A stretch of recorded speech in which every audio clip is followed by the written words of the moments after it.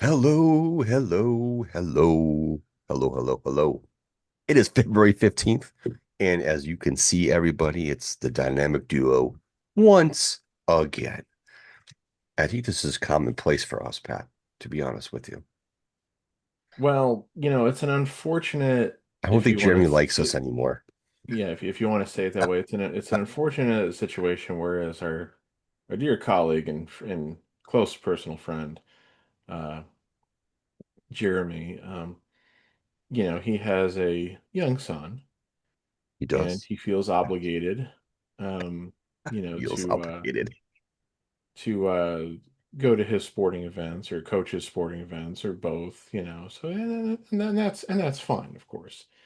Um, what I would hate to think, though, and this may sound harsh, Ooh, I would hate to think that his son's team is losing so that he's going and watching losing, because there's nothing more painful than being a parent and watching your child's sports teams lose. How do I know this, you might ask, being that I do not have children myself? Well, it is very simple, ooh, do tell. because many of the sports teams I played on as a youth were losers. Ah, So I know how it feels to be the one losing. And I can only imagine how much worse it feels for the parents who have to sit there and watch their child lose. losing. Now, I should also say that if Jeremy's son's team is losing, I'm just going to assume it is because of his teammates, that they are the real losers. Or his coach. And yes, I am calling a bunch of random children who I have no idea who they are losers. I'll call the coach a loser. How's that sound? I figured I'd start with with something controversial. So Oh, you did. You did. Oh, I just lost my screen here. God because damn. as we know, what Eric Bischoff said, controversy creates cash. It does. It So definitely because does. I've said something controversial, I expect to see a very large deposit into my bank account very shortly. Hit that subscribe button, people. That wants his dough. He wants the green. It's all about the money. But anywho, I think this segment is more suitable for what we are going to do for the two of us anyway, in regards to us. So, fans, it is WrestleMania season. So, what me and Sir Pat over here are going to do is we're going back in time. I wish I had a Bring it time back machine. in time. Wish I had a time machine to go back and change a couple things. Bring it But back anyhow, in it's all time. good. We are going to be Actually, doing the WrestleMania Flash from the past. Yes, that's what we're calling it. We're going to go back and watch every single WrestleMania and we're going to talk about it. We're going to critique it and we're going to rate some matches. That's what we're going to do. And and the talk reason about why we're maybe going some with the significance of each WrestleMania yeah, because each WrestleMania has its own little story, of course. yeah, and we're going with a slightly rhyming title because right before WrestleMania 1, there was the brawl to end it all and the war to settle the score. And they did at one point consider naming WrestleMania the Colossal Tussle. I just can't imagine, you know, probably as a young kid, the colossal tussle would probably sound kind of funny. But as time goes on, I wonder how that would really resonate with the wrestling fans 40 plus years later. Well, see, that's the thing. If they had named WrestleMania 1 the Colossal Tussle, The Colossal Tussle 42. I really don't think there would have been the Colossal Tussle 2. Now, what I mean by that is I'm not saying there wouldn't have been the card that was split over three cities that we now know is WrestleMania 2. Yeah. What I'm saying is, I don't think they would have retained the Colossal Tussle name. I think they would have said we need to come up with a different name. Yeah, because I'm So, not so sure that how WrestleMania well 1 then just would have been like the third part of a trilogy, the brawl to end it all, the war to settle the score, the Colossal Tussle. I think marketing would have been like, yo, Vince, this name is not really working. People Yeah. aren't vibing with these names. So Yeah, and the colossal tussle, it's hard. it's not that it's hard to say, but it just sounds Like stupid. I want to take the word colossal tussle and put it in the font script of every WrestleMania and create like a logo and replace WrestleMania with colossal tussle. Yeah, so that would have meant what? That we were at Colossal Tussle 35 and Colossal Tussle 40, and you Yeah. also went to Colossal. Wait, no, you did not go to Colossal Tussle 20. Which other one did you go to? The other one that was in New Jersey, right? I went to both the New Jersey ones. One with the first one with just it was just me and AJ. Yeah, which one And was that? that 20, was that was 28, 29? yeah, 29. That was Yeah. Punk, Undertaker, Cena, Rock, Yeah, Shaq, so forgot what 29 else I was in think there. this sounds right for that one, yeah. Yeah, that was 29. And then the other New York one and then the Philadelphia one. Yeah. Yes. Those are the only ones. Three. I feel like three was enough because how expensive it is these days. I think that's Oh yeah, that's something we can talk about as we're watching this. yeah, yeah, yeah. Because of a fun little blurb that was in the rumor roundup on Cage Side Seats this week about lagging ticket sales. Now, look, here's the thing, and this is what I was going to kind of laugh at as you were saying it. You said this is WrestleMania season, and it is because we're post Royal Rumble and Yep. pre-WrestleMania, and that's always kind of traditionally been known as WrestleMania season, even though there's usually always one PLE in between. It used to be No Way Out. Now it's Elimination Um, Chamber. Now it's like a Ben Elimination Chamber. Um, but WrestleMania season is still because they push WrestleMania back. Yep. WrestleMania season is another 2 months, so it's like I know it's the middle of April this year, like 18th and 19th or something like that. right, which is what it was 2 years ago when we were there in Philly, and it was last year, and it probably will be going forward, assuming that they don't decide, oh, okay, now the time frame between the Royal Rumble and WrestleMania is too long, which is also funny because I don't they think it seem to be is. having problems locking in this year's WrestleMania card from a lot of the stuff that's been bouncing back and forth. Like the only thing that's like really locked in at this point is Punk and Roman. Um, and maybe that's another reason why ticket sales aren't as good as they might hope because people are going to be like, well, what's the card? You know? Yeah. You're only giving Um, us one match. You know what I mean? right. Like it seems like, Cody Drew could be on again. And of course, I don't know if people really want to see Cody Drew again. I don't know that I do either. I Hmm. also don't I think know if that's I going to want be to a triple see, threat, to be honest. I think somehow right. Jacob's going to get involved. I don't know if I want to see that though either, to be honest. It's like, I just don't know I, that that screams money to me. You know what I mean? it does to a certain extent, but for me, this It is makes one of sense. the, It makes sense storyline wise, but I don't yeah, know if it makes sense box office wise. yeah, I mean, I get it. For me, this is one of those times where I'm in favor of the triple threat match. Like I'm in favor for Jacob forcing his way into this match. Um, See, that's the only thing. Throwing Jacob in there would freshen it up from just being Cody against Drew again. And it's Yeah. funny because I like Cody and Drew, but it's like I'm kind of Same. sick of Cody against Drew. It's one of those things where if you look at a lot of the matches, Pat, over the past, I don't know, my years are running together, maybe last 4 years, we can count, like, seriously, there's been so many repetitive matches. It's kind of at the point where it's kind of like, this was why I'm for them injecting Jacob into this like little back and forth between Cody and Drew. I think Hmm. it's freshens it up, and I've been a fan of Jacob before he came to WWE. So like I'm just looking forward to see what he's able to do on his own. So I think this is a great storyline to put him in the middle of these two guys before, to wreak havoc on their story and see what the writers do with him because he's got something. He's definitely got the it factor. So I just want them to see what they do. You know what I Yeah, mean? and he's obviously, very over with the crowd.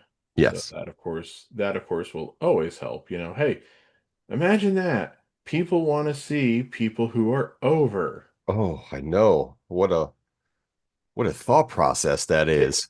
take Jesus. note, Tony Khan. Um, God forsake. Also, of course, just so people don't think that I'm being a WWE stan. Um, Also take note Triple H because LA Knight is still very much over with the crowd, He is still over 2 years later, and they still and won't do anything with LA Knight seemingly. I mean, it seems like he could be headed nothing for significant. it seems like he could be headed with a significant-ish match with, I'll just say, Bronson Reed, for WrestleMania, Yeah. because of what's been going on with the Vision, which we'll talk about in a second. Um, but yeah, it's like, I just think we're in a bit of a down period right now. And I know people are trying to, I think people are already saying, oh, AEW had a great show in Australia. And I'm like, yeah, whatever. Don't be a Debbie Downer.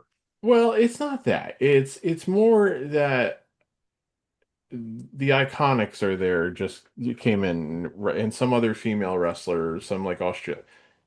It's like, dude, you can't figure out what to do with the people you have, and you're just signing more people just because it's somebody new. And it's like, I have had this conversation with people online, like rotating people in and out isn't such a bad idea. Like, say, okay, we're gonna let you go rest up at home for a month or so.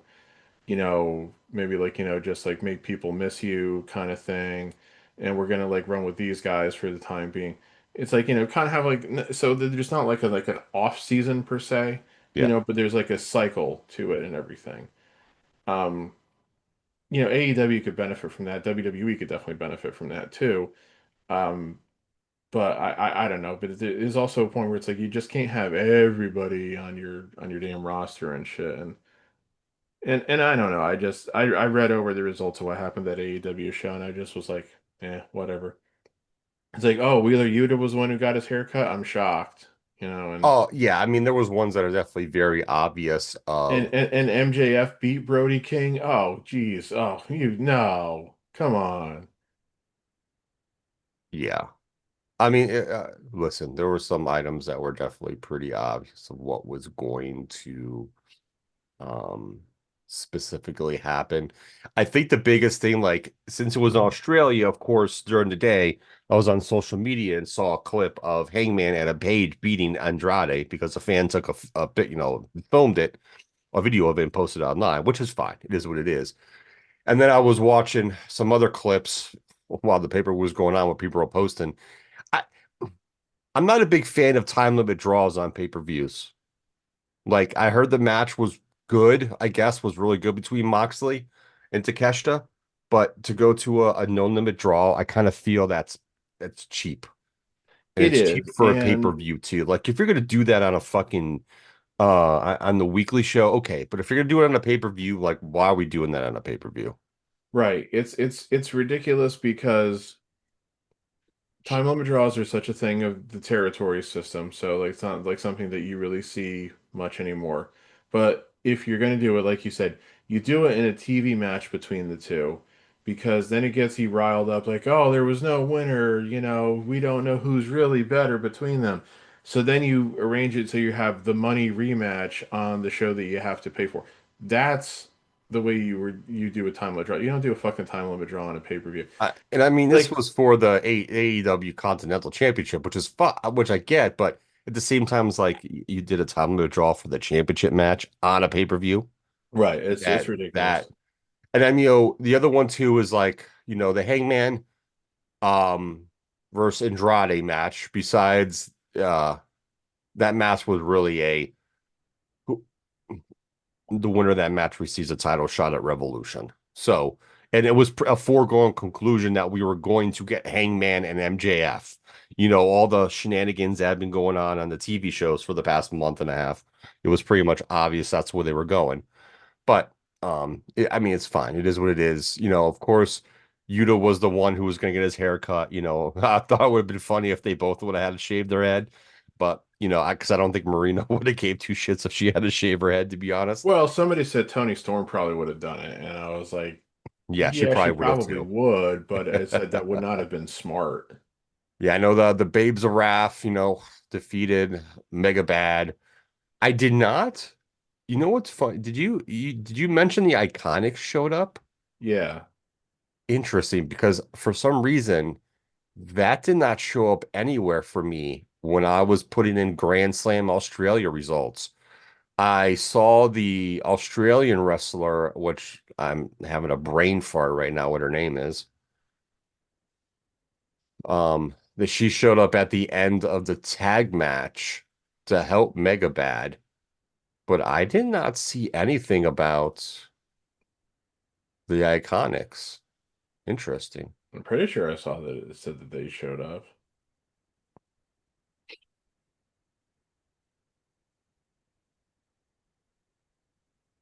Huh.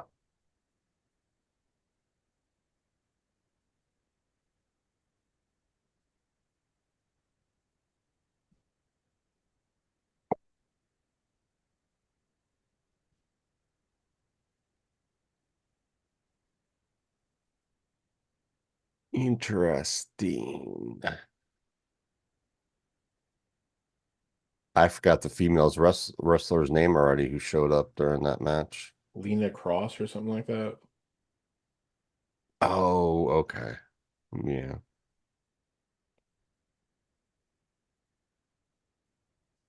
Anywho, anywho,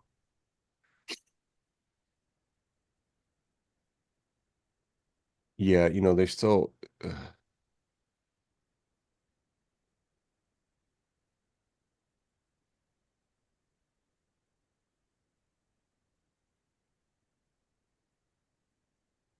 Do you know what's crazy too is after the match, like here's a clip of Yuta sitting in the ring, and then Marina pulls her, she's there to console him, and then Moxley comes out, and then like they made like this big spectacle. Uh I think I read something in the results about like Yuta tried to back out of it and Moxley forced him to go through with it. It's like it's obvious they're gonna. I think it's still pretty obvious they're gonna do something where the rest of them turn on Moxley, but yeah, yeah. I believe so. Okay. Anywho. dumbest, still one of the dumbest storylines that has been around recently, in my opinion. So All right, let's get going with this WrestleMania match. You still got yours on pause? yes, I do. Yes, I do. I do. I do. Do I do? Oh no. See, stupid. Oh God. Never mind. Hold on, because mine just reverted back and wants to play WrestleMania 41 now. So now I have to go back and backtrack. Oh, and let me just also say this, and Tony Khan, of course, just won Booker of the Year again from the Observer, which I might pepper a few things in about the results of those increasingly meaningless awards. Not that they probably really ever had that much meaning to begin with, but I um, mean, if you really want to, I would have leaned and gave it to him anyway, compared to what the Triple H well, did yeah, this it's not year. like I'm saying that Triple H had a great year or anything, but what I'm saying is that again, I think they all kind of suck right now. This is just further just my whole opinion that it's just a down period. But they bring Ciampa in, they put the TNT title on him just to take it off. What's the point? Yeah, they gave it to him and then they took it off right away. I think Fletcher won it. I, it's just weird. Okay, your name's in the books now that you won the match. You won a title in AEW when you first came in. Like, cool. For me, like, I don't see the big significance in that. I don't know. It Yeah. just there's no significance for that for me. Give it to him and take him off. I don't know. All right. I'm at the 145 mark and I'm playing right now. Gorilla Monsoon is talking, and I see a picture of him and Jesse Ventura in a pink suit.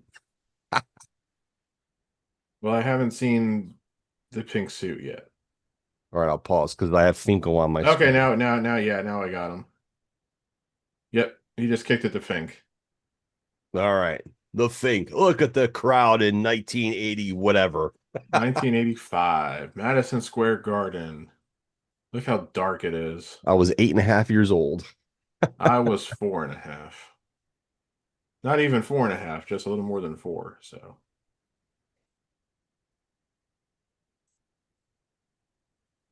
Mean Gene is gonna sing.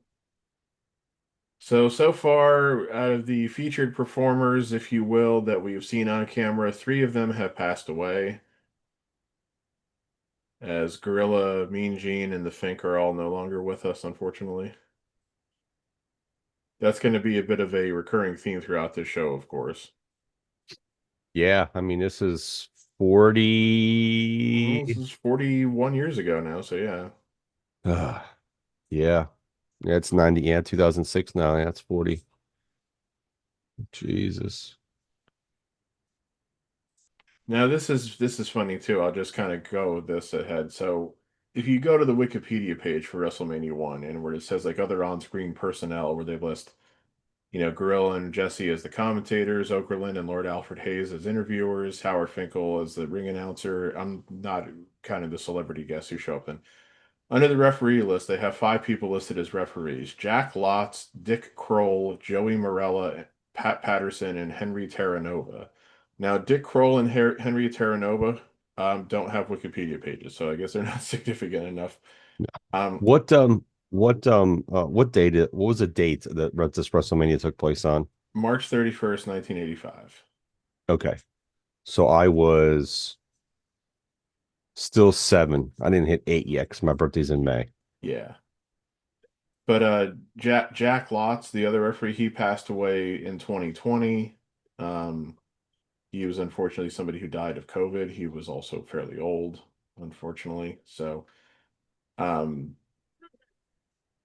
he refereed kind of It's Lord Alfred Hayes and his oh, there's another cream gentleman who has colored passed suit away, with of the course. red with the red bow Yeah, I gotta tie. say that's a good look on Lord Alfred Hayes. That kind of like that gold kind of tux with the red bow tie Yeah, goldish cream. Well, I don't know. Red bow tie, white shirt, and the and the red little handkerchief, of course, to match yeah. the bow tie. That's really kind of a good look for his lordship. Tito Santana before he started taking steroids. What? Wait, what did I say? I'm sorry. No, he never did that. Hey, at least Tito's still around. Yes, he is. Tito Santana is one of only two guys I can think of in wrestling history who, to the best of my knowledge, never turned heel.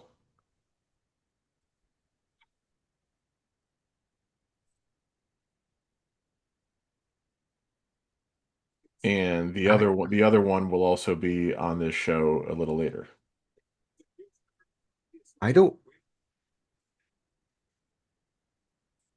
The Executioner. Next time you put your mask on, move your blonde hair off so it doesn't come through your eye hole. Yeah, so I'm gonna get to this in a second, but so anyway, the referees on the show, Jack Lotz, Joey Morella, and Pat Patterson have also passed away. Dick Kroll and Henry Terranova, like I said, I have no idea because there's no information about them. Now, for those not in the know, the Executioner, that's Playboy Buddy Rose under a mask. And what's Interesting. also kind of interesting about this is that I think anybody who really remembers Playboy Buddy Rose these days probably remembers him from like the late 80s and early 90s when he was still appearing for WWF, where he was doing that whole thing with like the blowaway diet, where he put Oh, that I powder remember on some of himself and it was that. supposed to blow away the pounds and everything. Yes. Um, and also they were doing the thing, of course, where they claimed he was 220 pounds when of course he was quite obviously more than that. Way But more than 220, bro. right, but here's the thing, you can tell here he hasn't gotten quite that, for lack of a better term, fat at this point. He's still is in a better shape. Now, I'm Yeah. not 100% sure why they had him working as the executioner rather than him working as Buddy Rose because he was a bit of a name. Like he was very famous. He was one of the guys that was really famous in Portland wrestling, Yeah. where, Roddy Piper and Billy Jack Haynes and other people also made pretty good names for themselves. Oh my God, those ropes are so loose. Oh, Jesus, yes, they are. Wow. See, for me, it is also Tito with a great drop kick. Ah, yeah, dude, he is legit. I don't think people realize like how good of a drop kicker Tito Yeah. Santana was. Now here's the thing that I do find interesting looking at Tito. So he's wearing red trunks. but you can also see like the sombrero on his trunks. Yeah. Now, when I really, became like really engrossed with watching, would have been like 1987, 1988. So that's when he was doing Strike Force. And like his Strike Force tights, if you recall, were white with the sombrero on him. Yep. But he kept wearing those same tights even after Strike Force broke up, all through till the time where they gave him the El Matador repackaging. Yeah. So to see him wearing red tights is still kind of like funny for me because I'm just so was always so used to seeing him in the white tights. Yeah. Strike Force was a cool tag team. Yeah, it was a great name too when you think about it. Strike Force. That just Yeah. sounds cool. So It's very 80s, yeah. like an 80s movie. Oh, Strike it definitely is. Force. And of course, well, and then they had like one of the ultimate bad 80s songs as their theme music, Girls in Cars, which I admit I can't ever listen to and not smile. So the executioner backing into the corner and Tito not pressing him because Tito's, a good guy, so he's not going to do that. Jesse Ventura. Oh, the executioner is in trouble. He's backed into the corner. Yep. Now Those again, back ropes to are so loose, though. Holy yeah, shit. back to Playboy Buddy Rose real quick. In addition to working, in Portland, he also had a pretty good run. Um, Actually, kind of after this in the AWA, where he and Pretty Boy Doug Summers won the AWA tag team titles, and they had a very memorable feud with the Midnight Rockers. Oh, okay. Yes, and that is the Rockers. And I remember because this was pretty significant when WWE started doing DVD releases in the early 2000s. One of the first ones they did that I think sold pretty well was this From the Vault Shawn Michaels collection where they put like a bunch of Michaels' best matches. Like they had like, the WrestleMania 10 ladder match against Razor Ramon and the WrestleMania 12 Iron Man match against Bret Hart. And um, I can't remember everything else, but they included an AWA tag team title match of the Midnight Rockers against Playboy Buddy Rose and Pretty Boy Doug Summers, where I think it went to like a double DQ or like a double count out, and it turned into like a bloodbath between the teams. And it's like a crazy ass match, especially for AWA like 1986, 1987. If I you don't can think I've ever find it, seen I that. definitely recommend watching it because it's really interesting to see the Rockers still really, really young too, Oh, working with yeah. guys who are more experienced, but also at the same time you're going, why the hell are they losing not beating these guys? It's like they're the Yeah. Rockers. So I don't think I've never seen that match.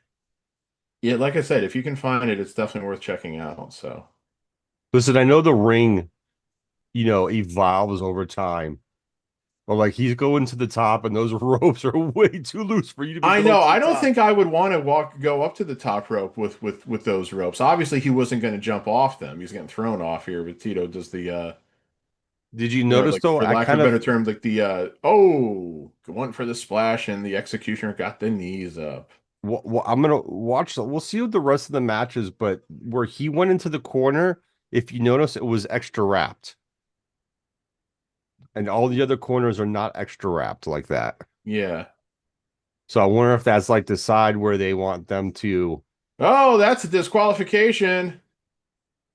over the top rope, which I always thought was such a weird fucking rule. Well, see, it was never a rule in WWF to the best of my knowledge, but it was like always like oh, the flying jalapeno, as Bobby Heenan would always call it.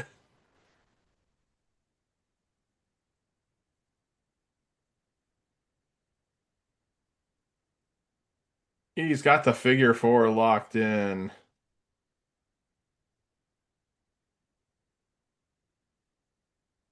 Ring the bell, and the executioner is history, Gino. Did he even tap? Well, see, this is of course very much before the era where tapping out was a thing, and it would just basically be you'd be seeing the guy who submits, basically frantically going like, and that's how you And knew the they ref gave goes over, up. ring the bell. You Yeah, and then can't and go then the referee anymore. would be all like, I think that was Joey Morella in the ring as the referee. Joey Morella, of course, was the adopted son of Gorilla Monsoon, who very sadly passed away in a car crash, and I think in like 1994 or 1995. And a lot of people say Gorilla was never really quite the same after that. The flying forearm. Yeah. It's interesting, of course, also to see the flying forearm not be the finisher because that was pretty much Tito's finisher for most of the time that I ever watched Tito, so. And rocking out the figure four. Who used that move? Ric Flair. Well, Monsoon said something about sending notice to Greg Valentine, and we were talking before we started recording. Oh, and Greg Valentine too. I remember he used to use that little brace thing to make it even worse. Yes, and Valentine had won the Intercontinental title from Tito a few months before this, and I think Tito would eventually beat him back for the title later in 1985, and then Tito dropped it to Macho Man when Macho Man came in. This is funny watching Lord Alfred Hayes now, and in the background you can see the executioner being helped out of the ring, hobbling, so really selling the pain of the figure four. Yeah. Bundy! See, what was also interesting there, you could see SD Jones walking behind Lord Alfred Hayes walking to the ring, and then they cut to this obviously pre-taped interview with Mean Well, Gene and yeah. SD And Jones. he said it was pre-recorded earlier. Oh, he did. Okay, Yeah, okay. yeah. I got the volume kind of turned down so I can hear you more than the announcers, yeah. And that's funny. He comes around it. Bundy, Bundy, you big bastard. Bundy, you stealing money, Bundy. In case you don't know what that is, fans, that's that's an impression of Big Cat Ernie Ladd, who apparently was always very critical of King Kong Bundy, and something Jim Cornette's referenced many times on his podcast, where he will always break into the Ernie Ladd voice, going, "Bundy, you big bastard, you're stealing money, Bundy." Look at Jimmy. Once again, here the only guy that's in the ring who is still with us today is Jimmy Hart, who seems nigh indestructible for crying out loud. Look at that beard. Look at Jimmy that looking hair. Oh, only as Jimmy Hart could. look at that. Loving that hair, man.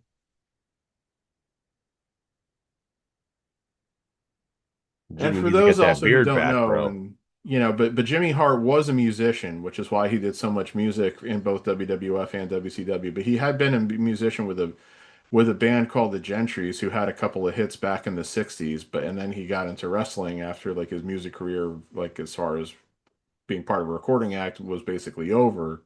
But that's why he always had like the music notes on like a lot of his attire and everything. It Yep. was a reference to his history.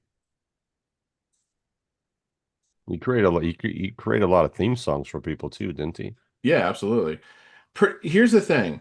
If you ever go back and look at any of the or most all of, like the WWE, WWF like music releases that they did on CD, if a theme song is not on one of those albums, it's probably because Jimmy Hart wrote it. Gotcha. It was like for some reason they didn't have permission to like or they didn't want to release Jimmy Hart stuff like on album. Oh, So, what a sell by Jones with the Avalanche. oh yeah, he oversold the shit out of that. Bundy with a splash. Wow, didn't know that was a squash match. Oh, you didn't? Okay, yeah, I was gonna say, I see, forgot. in a way, you can see where they were already. Vince probably already had in his mind that he was going to match Bundy up with Hogan at some point. And of Yeah. course, Bundy wrestled Hogan at WrestleMania 2. Got to But go with the yeah. bear hug. Oh God.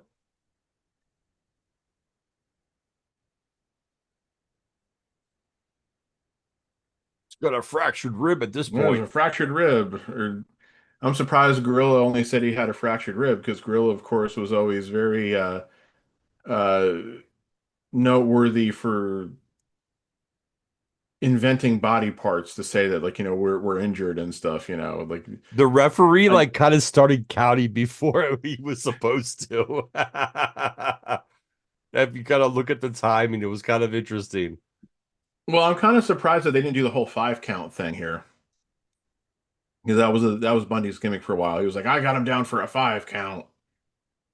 Okay, so they said that the match was 9 seconds long. Yeah, The match was actually 24 seconds long.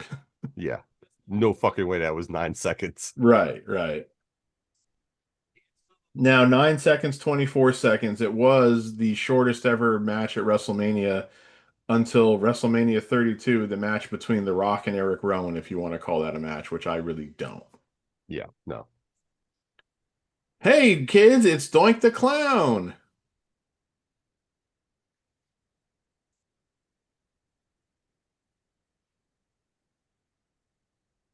He's a second generational wrestler. The big man, Rick Steamboat. See, this is really funny too. Like, there he is with Matt Bourne, and Matt Bourne saying he's talking to the camera saying, Ricky Steamboat, I am there to beat you up. And he walks off one side, and then Steamboat comes in from the other side. It's weird how they did these interviews. You know what I mean? Yeah, this is kind of really funny the way they do these interviews. It's like, hey, you're right next to each other. Why don't you just go fight right now, you know? But yes, Matt Bourne, of course, was the original Doink the Clown, Yep. the better Doink the Clown.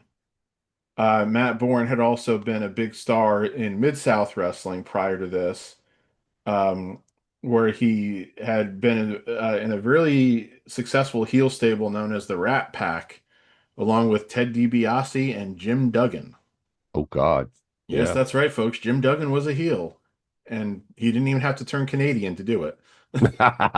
It's so true. Jesus. Ricky's jacked right here. Oh, Jesus, he is. And yeah, very, very kind of strange to see Ricky in tights. Again, I'm more used to seeing Ricky in pants. So, Yeah.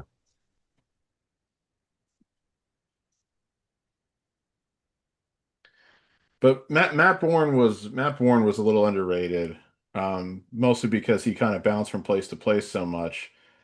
He also worked in WCW in the early '90s as Big Josh, which I don't kind of remember goes down that. to the pantheon of bad gimmicks. Yeah. Yeah. Um, Early 90s, WCW had a lot of bad gimmicks. Oh, they definitely. Matt Bourne was kind of his own worst enemy, though. He had a lot of personal issues. He had drug problems. He died of a drug overdose. Mm. And that's also why he pretty much he got fired as Doink. Um,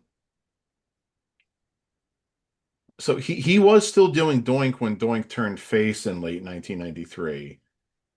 But then it was like shortly after Osborne, because that was his real name was Osborne, not just Bourne. Was fired for reoccurring drug abuses. His final WWF TV appearance was on the December 27th episode of Raw. That would be December 27th, 1993. Gotcha. He cited in a shoot interview that Bam Bam Bigelow did not like putting over Osborne because remember there was that feud between Bam Bam and Doink that was going on at that time, which led to Bigelow snitching on him for smoking weed in the hallway of his hotel and getting fired from the WWF. Jesus. So, Ridiculous, but what are you yeah. gonna do? And a lot of people mock Doink and rightly so, but I think the Doink that most people like to mock is, and no offense to this guy, there's the Ray Apollo Doink, who was the face Doink in 1994 and 1990. I love the way they always sold atomic drops back then. Yes, so Oh, my good, right? ass! Oh, I got hemorrhoids now. My tailbone be hurting. They did so well with it. Yeah. But like the Matt Bourne Doink, especially Evil Doink. Evil Doink was really a great character. I mean, he was really doing it. When you come right down Yeah. to it, the wrestling equivalent of the Joker, Yeah, no, I agree with you. you know. I would definitely put it in that manner. Yeah, But then absolutely. for whatever reason, Vince decided to turn him face then, and that killed a lot of the momentum of the character. And then when they switched the person doing the character, I think that killed it too. And then when they brought Dink into it, it just went steadily downhill. So Yeah. I love Steamboat's like, oh, karate. What? yes. I always loved how he used that shit in his wrestling. It's great. Steamboat wearing all white, white trunks, white boots, white knee pads, really getting across the visual component that hey, he's the good guy. I'm good guy. You see, from Hawaii. Good guy. Well, no, it's because he's wearing all white. Remember, it's the traditional. You wear Yeah. white, you're the good guy. You wear black, you're the bad guy. So he's in white, Bourne's in black. Yep. Old school stuff. No, of course, no clean break from the heel as he just goes with the knees to the midsection on the dragon. Were they even really calling him the dragon at this point? I can't remember. I don't think they were I don't yet. think they were yet either. I Yeah. think that was like the following year. Yeah. The gut wrench suplex. You got to wrench that gut.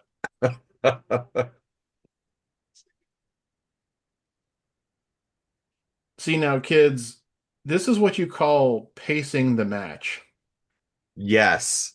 Which people don't want to do these days. Stop doing years ago. And this is Look, why a okay, so lot of yeah, now see they're going back and forth, but you know what? You can tell the strikes actually mean something. yes. Oh, Born with a really nice sell there. Yeah. Yeah. Bourne's definitely selling well. Face planting the way I did yesterday. I mean, he didn't have to turn his ankle to do it, so Yeah, like this yeah, is my right ankle is killing me today. So, you definitely have a sprained ankle in some aspects. ooh, the swinging Severity. neck breaker, which would become the finishing maneuver for the Honky Tonk Man when he joined the Federation. Like this is your I don't want to say this is your basic wrestling match Yep. with specific pacing. Yeah. And you're getting the sense, Steamboat's super athletic, can do like the high flying, can do these big jumping moves and everything. Oh, thumb to the eye. What a bad guy.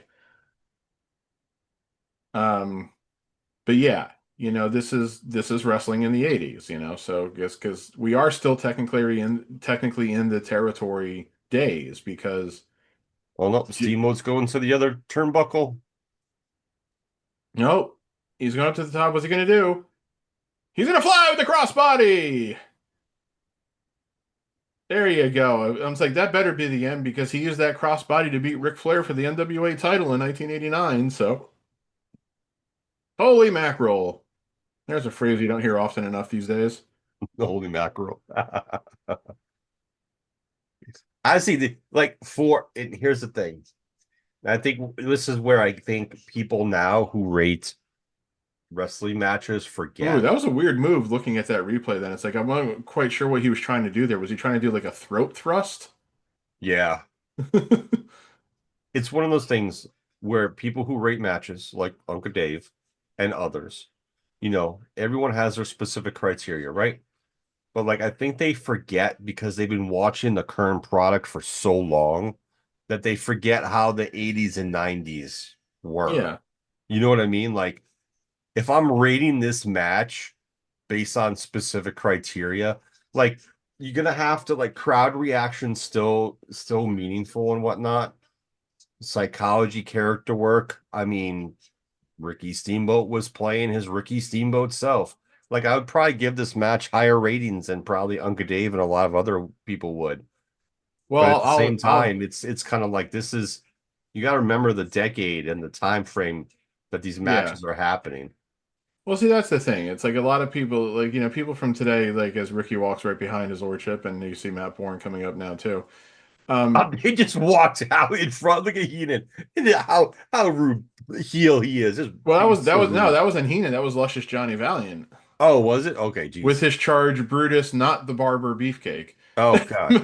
Matt Bourne was gonna walk in front of Lord Alfred Hayes too, and I think all of a sudden at the last second he realized, oh no, I should go behind him. I mean, you can tell how primitive the production is here. Obviously, I mean, WWF's production would obviously get a lot slicker in the years to come. Hey, it's the original wrestling Nepo baby, David Sammartino.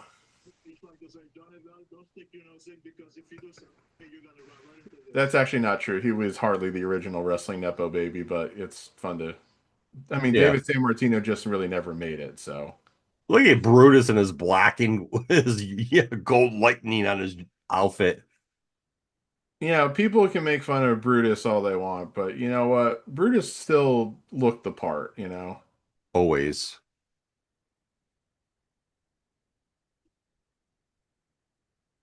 I was gonna say Johnny Valiant's kicking it to Brutus to say something, and then immediately gets in the way of Brutus and the camera. And then Brutus starts blowing a raspberry, and then Valiant is like, "That's enough. I do the talking for him."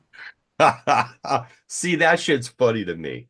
Johnny's That's probably saying, "Where's my brother? Why isn't he here?" And it's like he's working for Crockett right now, I think.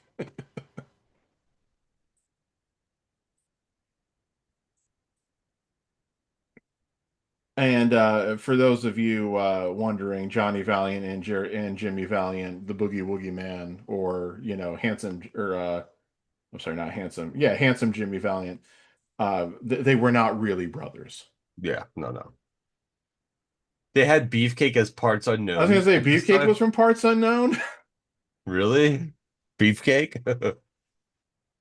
See, one thing I do always find interesting too, he was always wearing that bow tie because his gimmick, I think, was always supposed to be more of kind of like male stripper Yeah, in a yeah, way. yeah. Um, he still wore that bow tie even after he became the barber for a while. Yeah, he did. Now, this is, I want to say it's sad, but it's not really sad, and it's of course not unexpected.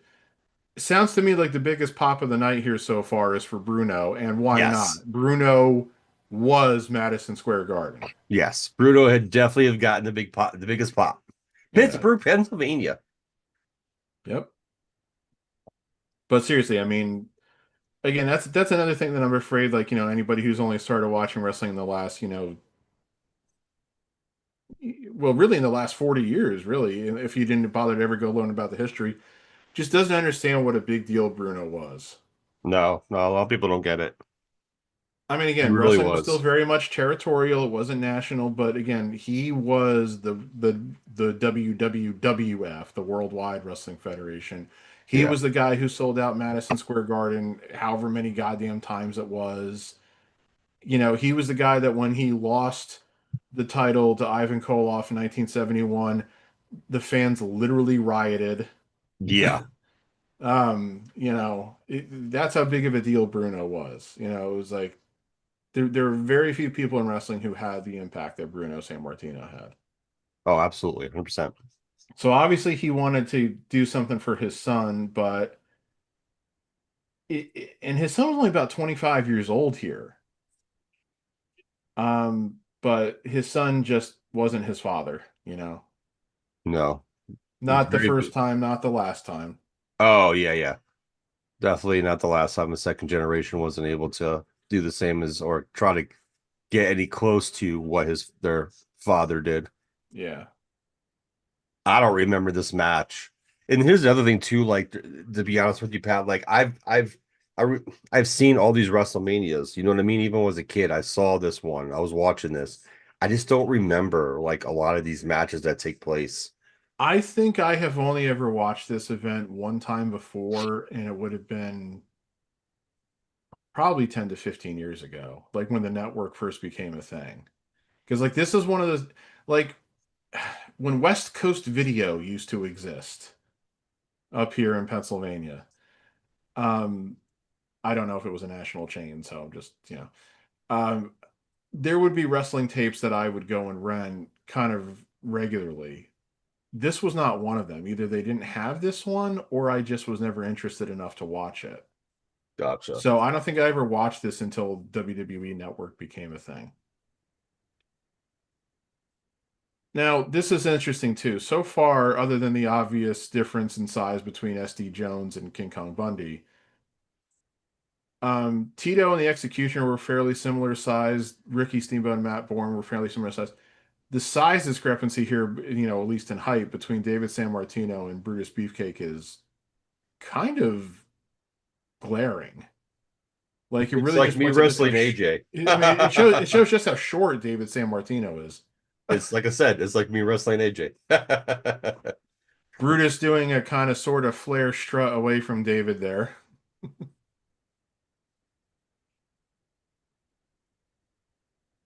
David Sammartino's other problem is I'm not saying he's not in shape because he is. It's just he's got that kind of body type that was He's got that the was very stocky, prevalent in but the 80s. yeah, he's got that stocky body. He's got that fit stocky type. Yeah, like he's got muscles. He's obviously got muscles, but he's Yeah, also kind of like burly. Like he's got the kind of yeah, body that guys like Greg Valentine had, that like Dino Bravo had, um, Ron Bass, you know, yep, um, and those guys, Honky Tonk Man, I throw in there too.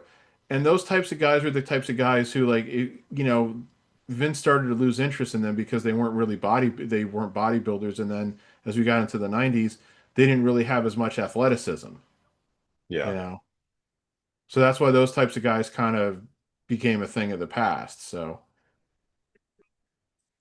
And as you know, the times change it of what they were looking for in wrestlers and all that jazz too. yeah, a lot of stalling in this match so far, which a lot of people will always say Brutus was not a great worker, which I've always thought was too harsh. But Same here. again, David was, like I said, was only 25 years old, so I have a feeling this is kind of more for him. You know, Brutus wasn't that old at this point either. He was still in his 20s at this point. So, And yeah. I don't like when they say Brutus wasn't a good worker or a good wrestler. I mean, not the greatest wrestler, but I think he was very good at working in the ring.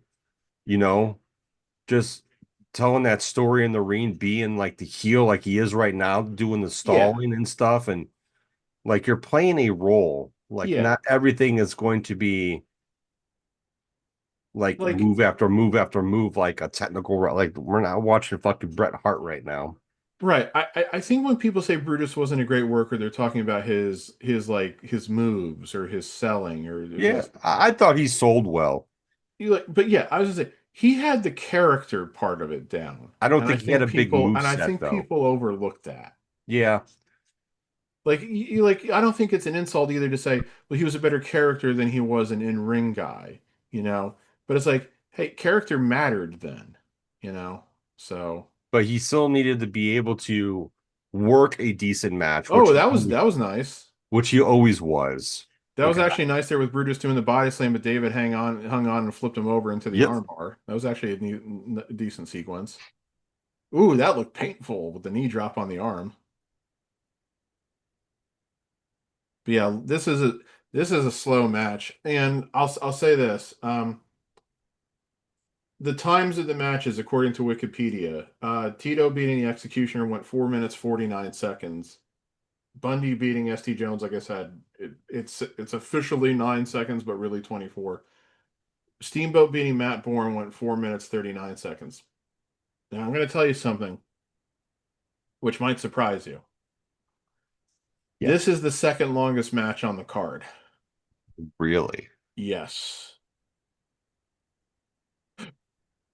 So So yeah. they gave San Martino enough time to wrestle on this show, I guess. Well, you almost feel like maybe it was a favor to Bruno. Yeah, Um, yeah, but then it's like, yeah, now see, this is the type of like wrestling that people today will say, "Oh, I don't want to see 20-minute headlocks." So it's like, well, it wasn't 20 minutes, it was 20 seconds maybe, but you but know, this was still part of the headlock. You're wearing down your opponent. It's part of the it's part of the psychology of the in-ring work, people. Like it that or wasn't not, very clean. that's how it was. San Martino wasn't quite in the position he needed to be for Brutus to hop over him, so Brutus had to kind of do it exaggeratedly so. Yes. A double toe hold. That's something you don't see today. No. Mostly because he doesn't really look like he's doing anything until now he's twisting his ankle. Right now, it's like, okay, I've got your legs folded up and you're just laying there not doing anything about it. That's one of the things where I always used to fucking harp on Cena when he would fucking do that finisher and his arms were across your face and he's like pulling back. Bro, he's not pulling back.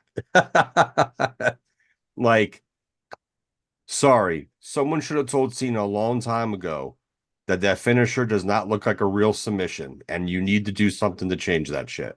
Yep. Oh, the spinning toe hold. Yes, Gorilla Monsoon and Jesse Body. Thank you for letting us know who we're listening to. Oh, and also, just for reference sake, I did pull it up. Meltzer gave Tito against the Executioner 2.5 stars. He gave Bundy against SD Jones a dud. How can you even give that a dud when it wasn't even a match? It was a squash match on purpose. Well, I think we came to the conclusion once that when he rated something as a dud, it meant 0 stars. Which, how else can you really rate a squash match that lasts 20 seconds? So, and he gave Taking it a dud's a little bit off, though. Yeah, and he gave Ricky Steamboat against Matt Bourne 3.25 stars. which I'm just going to spoil it now. That was Meltzer's highest rated match of this show. Of course it was. Of course it was. And hey, Meltzer, when did you rate that match? What year was it? Well, we'll get to it later. I'm not going to spoil it yet. There's one rating that he gives on this show that really needs some explanation, and unfortunately, it doesn't have it here. And I don't know if I can. I might try to search to see why it was this way. Um, I mean, I assume he rated these at the time that the event took place, but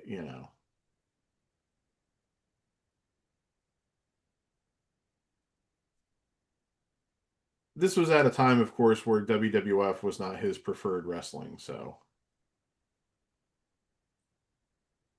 like, Still if I though. were to pull up the Wrestling Observer Newsletter Awards for 1985, what am I going to see? Let's see here. Oh boy.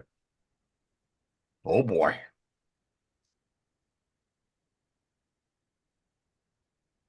The Heavy Artillery. He's dropping the heavy artillery. 1985 Wrestler of the Year. These are the Wrestling Observer Newsletter Awards. 1985 Wrestler of the Year, Ric Flair. The fifth of 6 years in a row that Ric Flair won that award. So he was a WCW NWA guy then. Yeah, well, NWA, Jim Crockett Promotions. Yeah, WCW wasn't a thing yet. NWA, yeah, already said that. Tag Team of the Year went to the British Bulldogs, who in 1985 worked a combination of Stampede, All Japan, and WWF, though they didn't come into WWF until later in the year, if I recall. Okay. Best on Interviews.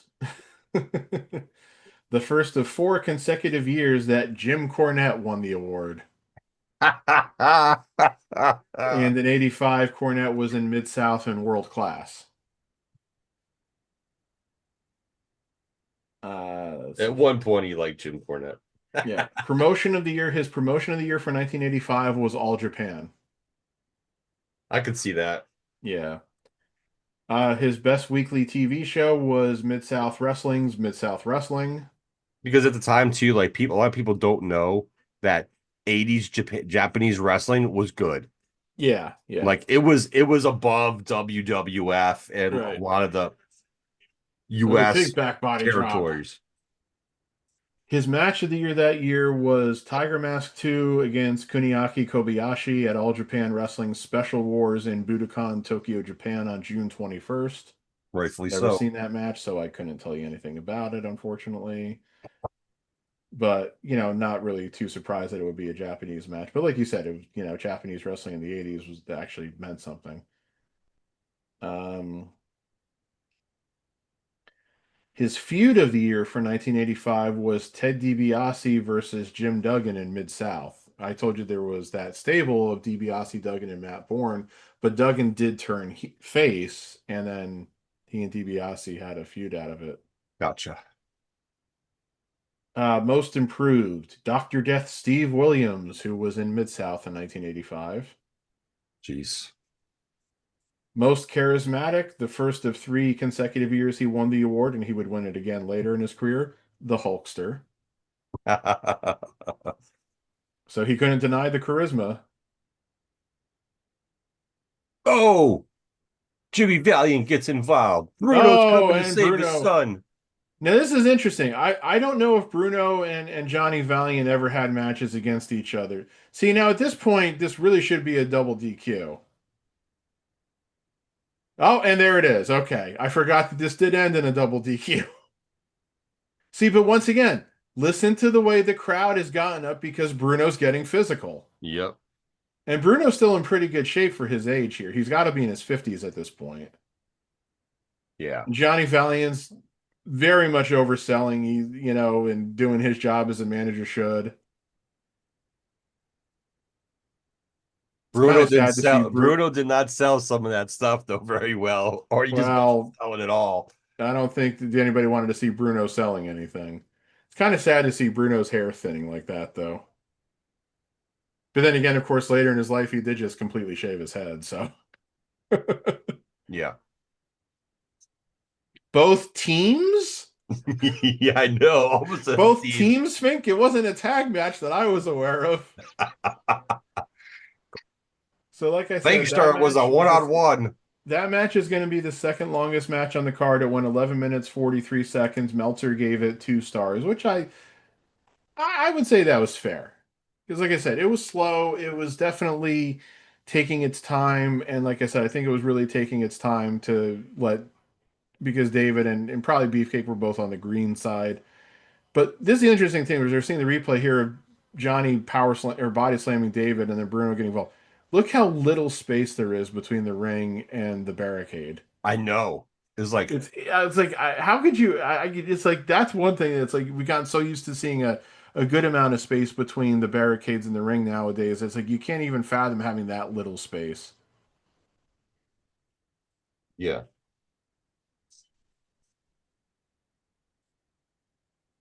All right, continuing on with Meltzer's 1985 awards. Best technical wrestler went to Tatsumi Fujinami, who was in New Japan and also made some appearances for WWF. Da, da, da, da. The woohoo! The Best Brawler award went to Stan Hansen, who split time between All Japan and NWA. I'm not sure which NWA territory. Gotcha. The Best Flying Wrestler was Tiger Mask 2 from All Japan. Most overrated, Hulk Hogan. Really? And so he wins both most charismatic and most overrated. That's hilarious. Hogan would win most overrated 7 times in his career, 1985 and 1986, and then every year from 1994 to 1998 in WCW. Wow, good job, Meltzer. You know what? Yeah. And here's just I'm just gonna bring this tidbit of information back. This is a reason why I think the word forbidden door shouldn't exist. Or they just walked in front of poor Alfred Hayes again. Guys, go behind them. Well, yeah, Lord Alfred Hayes tightly gripping that WrestleMania commemorative program. Yes, yes. Here's the thing. Oh, wait, let me listen to this. I'll get to when the match starts. Those glasses. Classic. Yep, those are typical 1980s sunglasses, especially in the kind of 1980s sunglasses that any credible heel wrestler would wear. Those are the same type of sunglasses that Ric Flair wore. Those are the same type of sunglasses that Gino Hernandez wore in World They're Class. they're great. I love them. Yeah.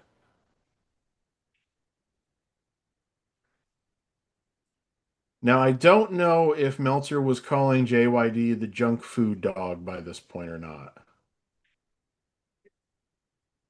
Meltzer really seemed to have it in for JYD when he bolted from Mid-South to go to WWF.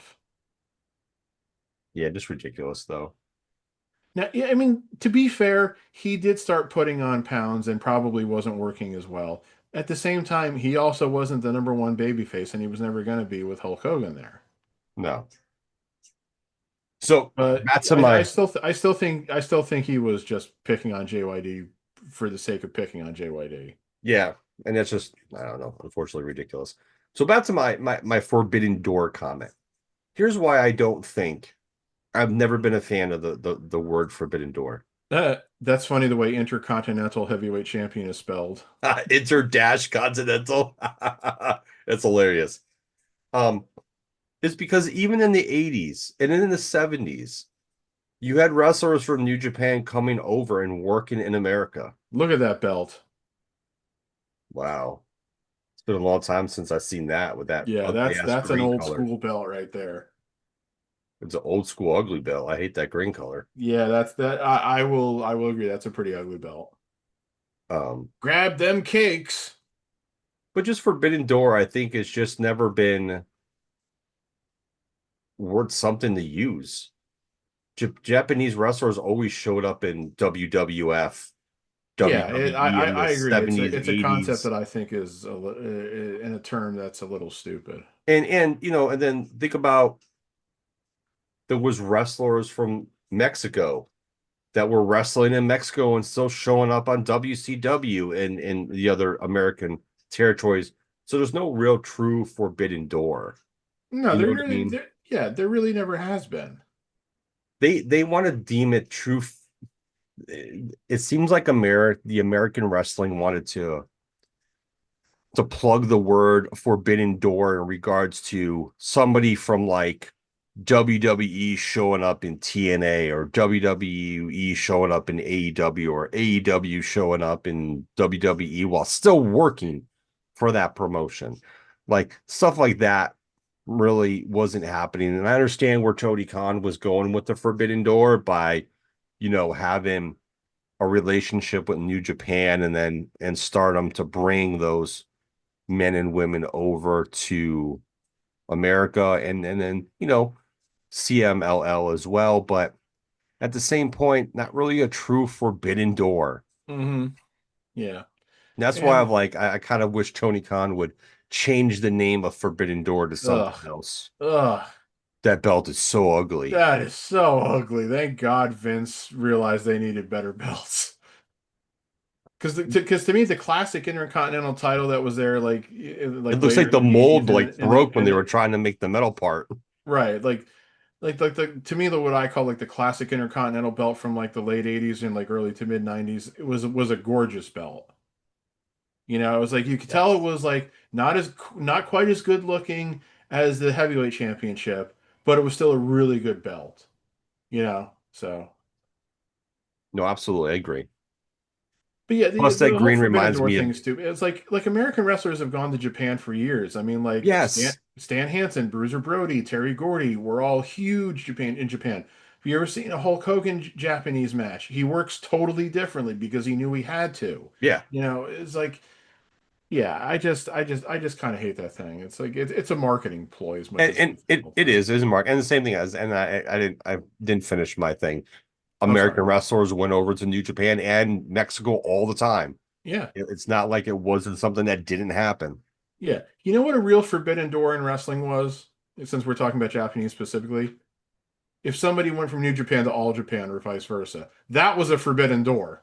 Yeah, yeah, yeah. That's more of a forbidden door. Those Those two promotions hated each promotions, other. yeah. Like the rivalry between New Japan and All Japan, I want to say was really worse and probably more like hate-filled than the war between WWF and WCW ever was. I would say 100% yes. Oh, Valentine going for the fish drop and oh, Here dog comes the doing the thump. headbutts. Dog doing the thump. You gotta watch out for the dog.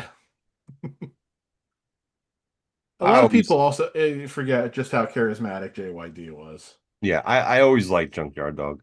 Yeah. Okay, so continue on with Meltzer's 1985 awards here. Most underrated, the first of four times he would win it, beautiful Bobby Eaton. Interesting. Yeah. This is funny though. It lists Bobby Eaton as being in Jim Crockett Promotions, and it's like, no, he wasn't. He would have also been in Mid South and World Class because that's when he and Dennis were now the Midnight Express with Cornette. So he wasn't in, I don't think they showed up in JCP until 86. So anyway, Rookie of the Year, Jack Victory. Interesting. Jack Victory is a guy who I think has been largely forgotten, even though he kind of worked multiple places and never for very long, and he never won any like big titles. So, Yeah, the name, it rings a bell and doesn't ring a bell. Put yeah. it that way. So he was working for NWA at the time. I'm trying to think. He went from UWF to World Class to UWF to World Class to Wild West Wrestling to World Class to JCP, where he worked as both one of the Russian assassins and one of the New Zealand militia. Then he went to Global, then briefly to WWF, then to Smoky Mountain, then did some. He worked kind of everywhere, and he never really stayed anywhere for long, though. Gotcha. Yeah. Best non. Oh no, they didn't. That award didn't exist yet, though. I definitely want to bitch about that.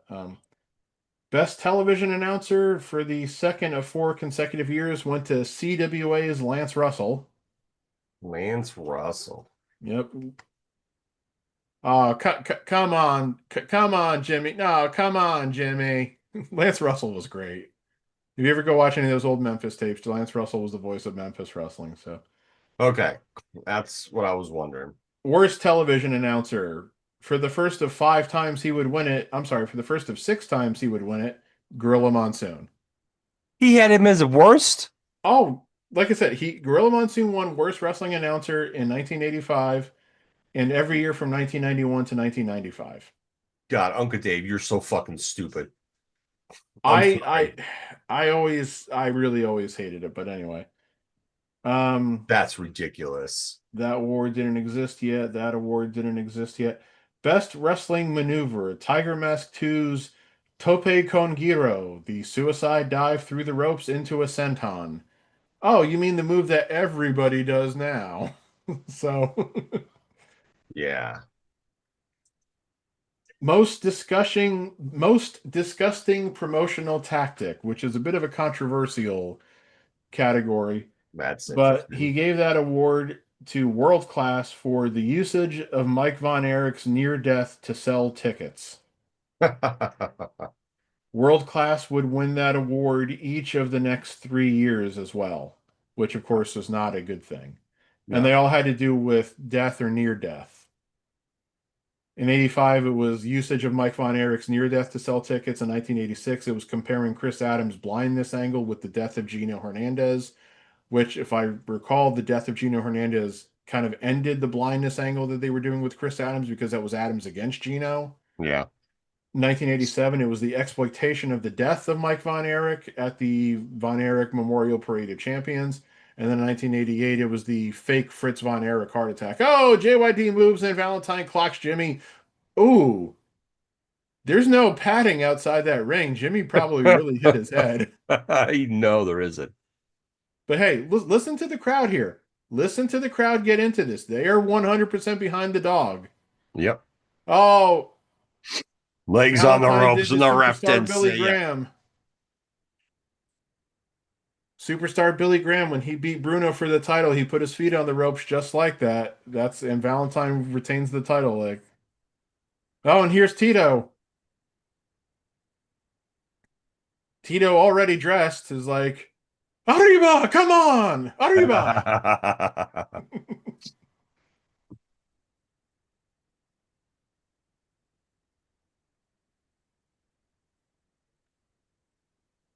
Worst television show in 1985. Championship Wrestling from Florida's Championship Wrestling from Florida.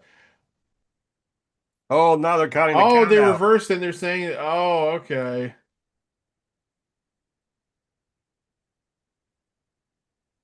When you come right down to it, this was ridiculous. Valentine won the match by cheating. The referee didn't see it. Oh, well, happens all the time. For have Tito come down and then for JYD to get a count out win. This is really stupid. I'm sorry. It's so ridiculous.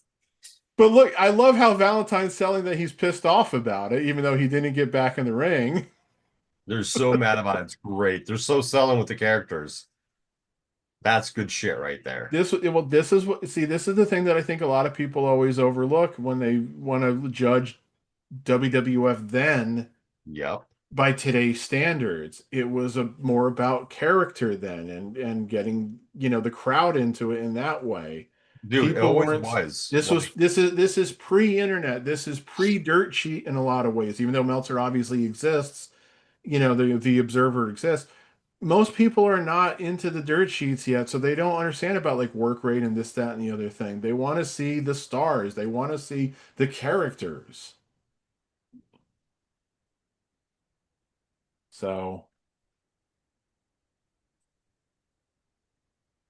to the junkyard dog. yep, that match went 655. Meltzer gave it half a star. He gave it a So, half a star. yeah, that's to me that was too harsh. That was definitely not a great match by any means, but it was not half a star. I mean, wait, so here's gonna be my problem. Oh, yeah, look at that. Yeah, he definitely did his head. What Yeah, what did damn. what did he give the beefcake match? Two, And he gave this one what? half. That's asinine right there. Yeah, this match to me was not worse than the Beefcake San Martino match. Correct. Like these guys were working, they were doing stuff, slow pace things. They were working this match. Like the other Yeah, two guys were greener, so you can see why they did what they did in that match. This you gave this a half a star and that one a two. See, this is where I can't fucking even back. I don't know when he went back and watched these and fucking graded them, but that's ridiculous. yeah. So yeah, 1985 worst television show, Championship Wrestling from Florida. I don't even know who was still wrestling in Florida that time. I think Dusty had gone to JCP by then. So yeah, I don't know how bad their show might have been. Worst match of the year, 1985. Oh boy. I wonder if footage of this match exists because it just sounds bizarre to me. They just keep walking in front of Lord Alfred Hayes. September Or 20th, at Lord a Alfred. WWF house show in Uniondale, New York, a steel cage match between Classy Freddie Blassie and Captain Lou Albano. I think there is footage of that match. And it's like, obviously, both guys should not have been wrestling at that point. Freddie Blassie was mid 60s in 1985. Oh my God. And I'm not sure how old Captain Lou was, but not much younger. Captain Lou was 52. So they did a steel cage match between a guy in his mid 60s and a guy in his early 50s who were both managers at that point. Fucking figure that out. Okay. I love Captain Lou. I really do. Why did he have those rubber bands tied to his face? And did that hurt? No fuck, dude. That's good. Good question. Mike Rotunda looks more like a tax accountant there than he did when he was playing a tax accountant.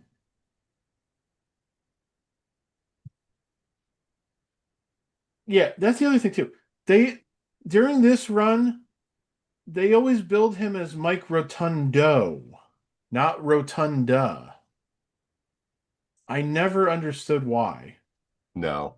You said that match was in 1985, right? Yes. Are you trying to see if it's out there on like YouTube or something? Yeah, I have I swear this match is there's a video of this match because they have the promos for this match all over the place.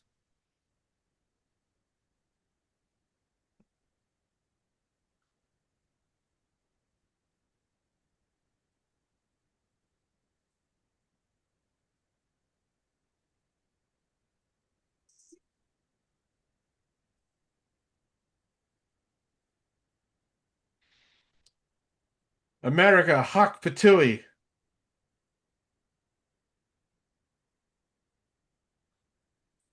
All three of these gentlemen are, of course, no longer with us.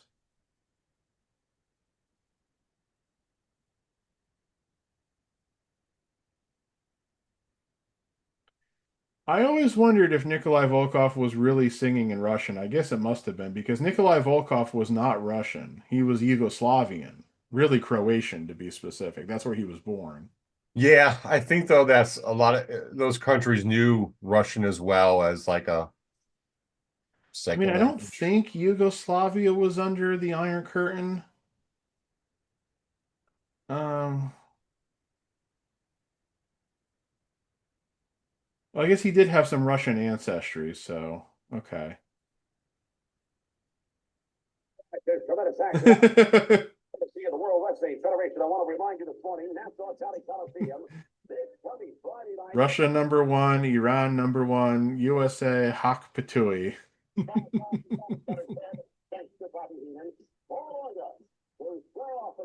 You can also see which guys that they were making a bigger deal about, like with like the entrances here. Like JYD they're doing it here with the US Express.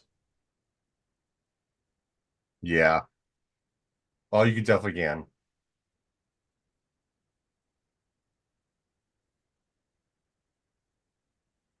Barry Windham looks so good here, you know. And it's funny for me because I always know Rotunda more as IRS, of course. Yeah. But he looks like that kind of underdog baby face who you would be able to get behind very easily here, which I think he pretty much was. Oh yeah, dude. I liked this tag team.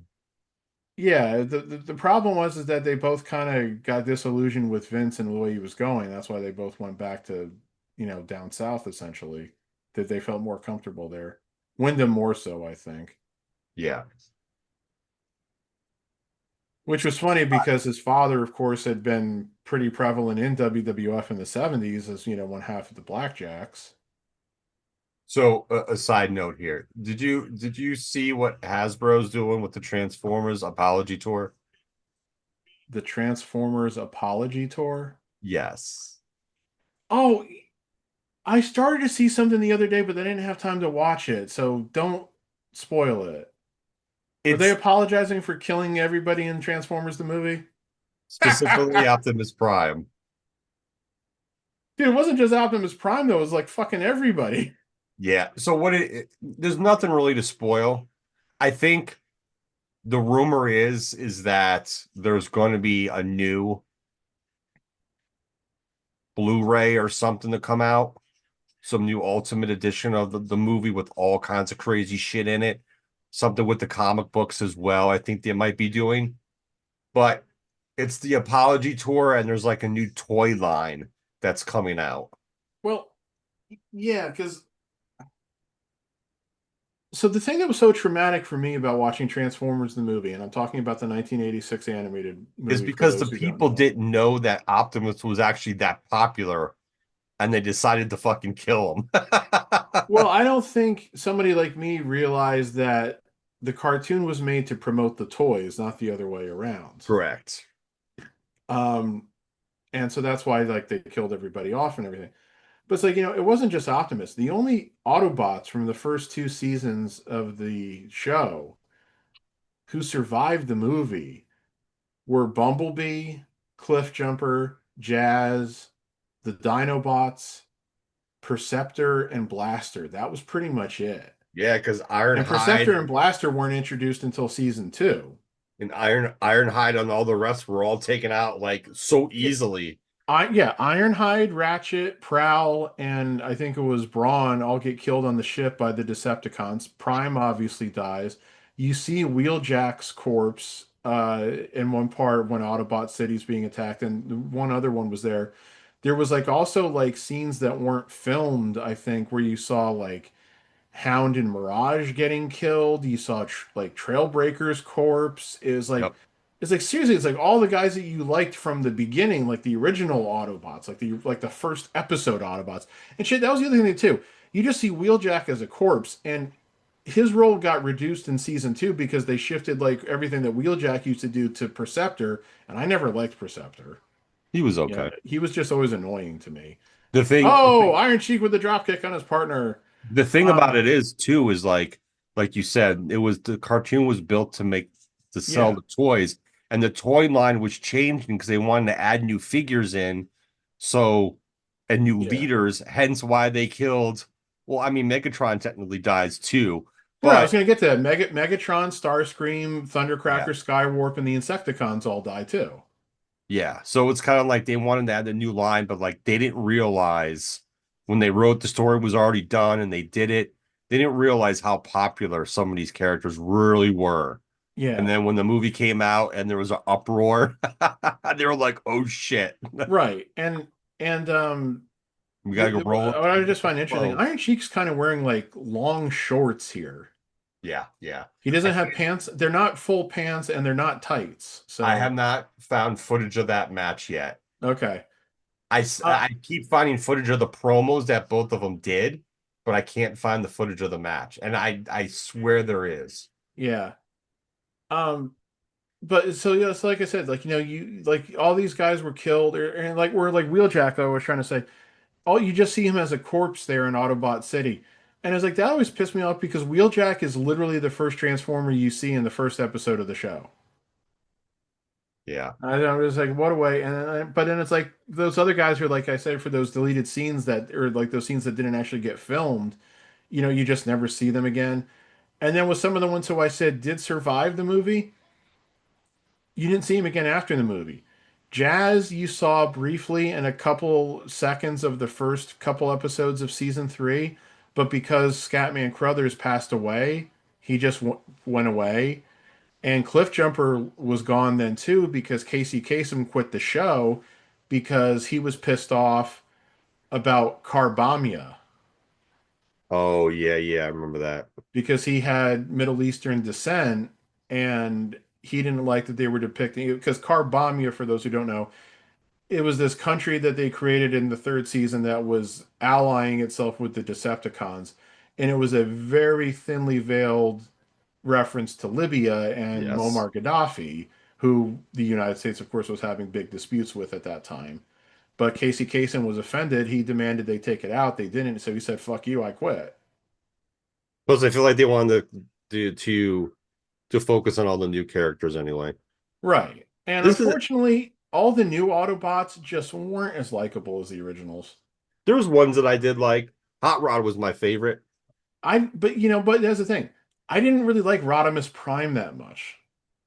He was okay. Ultra Magnus was The fine, one I but like didn't care for. Springer and I Cup and wasn't a RC, it Magnus. was like okay, and Blur and Wheelie could be annoying, so yeah. Ultra Magnus to me felt like a copycat, like they were trying to fill Optimus's like Well, that was the problem then. It's like they couldn't decide who was Optimus, Rodimus Prime or Ultra Magnus. yeah.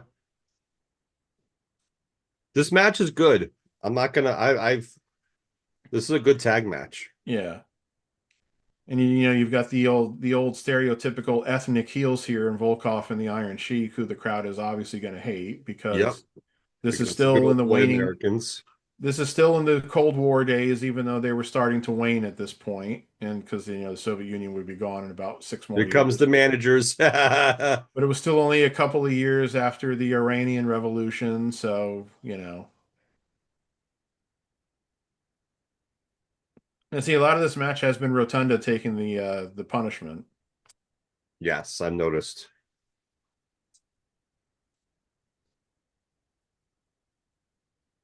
Oh, misses the elbow. Okay, more 1985 Wrestling Observer Awards. Worst feud of the year. Sergeant Slaughter versus Boris Zukov in the AWA. Jeez. I don't think I knew that they were doing that. No, neither did I. We're Wyndham's so athletic, dude. Well, this is what it was. People always said when Barry Windham was motivated, nobody could touch him. And it's like that was ultimately the problem. There was too many times where he wasn't motivated. More so in the 90s, but. Like he's a tall dude. He's fit. You can definitely he's definitely hugely athletic. It's Yeah, I crazy. mean, actually I want to look that up now. Because I was gonna say there's somebody who kind of reminds me of younger Barry Windham a lot that's wrestling today. Oh no, how'd they do? No, I can't believe they did that. No. New champions, how dare they?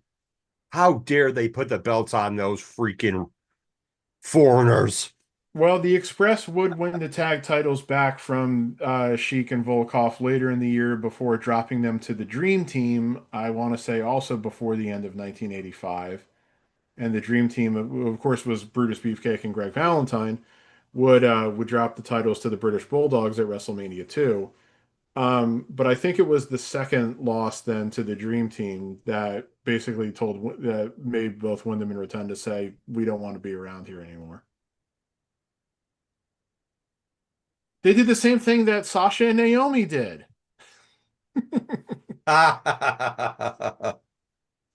That's Sorry, I fun. had to get that one in there.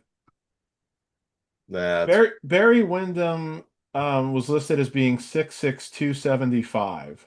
Okay. like six. Okay. Drew McIntyre is 6'5", 275. You can see so many similarities between younger, really in shape Barry Windham and Drew McIntyre. Now, tell me this. Oh, you definitely see simulators. I 100% agree with you. Tell me how the inter-dash continental title is so ugly, but those tag belts actually look decent. The tag belts had been around longer? I don't maybe. I mean, it's kind of Well, I mean, yeah, the tag team titles in WWF had existed since like 1971, I want to say. The Intercontinental title only came around in 1979, so that might have something to do with it. That match also went is listed as going 6 minutes 55 seconds. Meltzer gave it 3 stars. Probably was the best match of the night so far. Maybe the Steamboat Born match, but As much as anybody here is part of WrestleMania, I cannot believe it. Fred Blassie, finally, your men in a very controversial match. What do you mean controversial? He pinned them right in the center of the ring, didn't he? hey, pinned him right in the center of the ring, didn't he?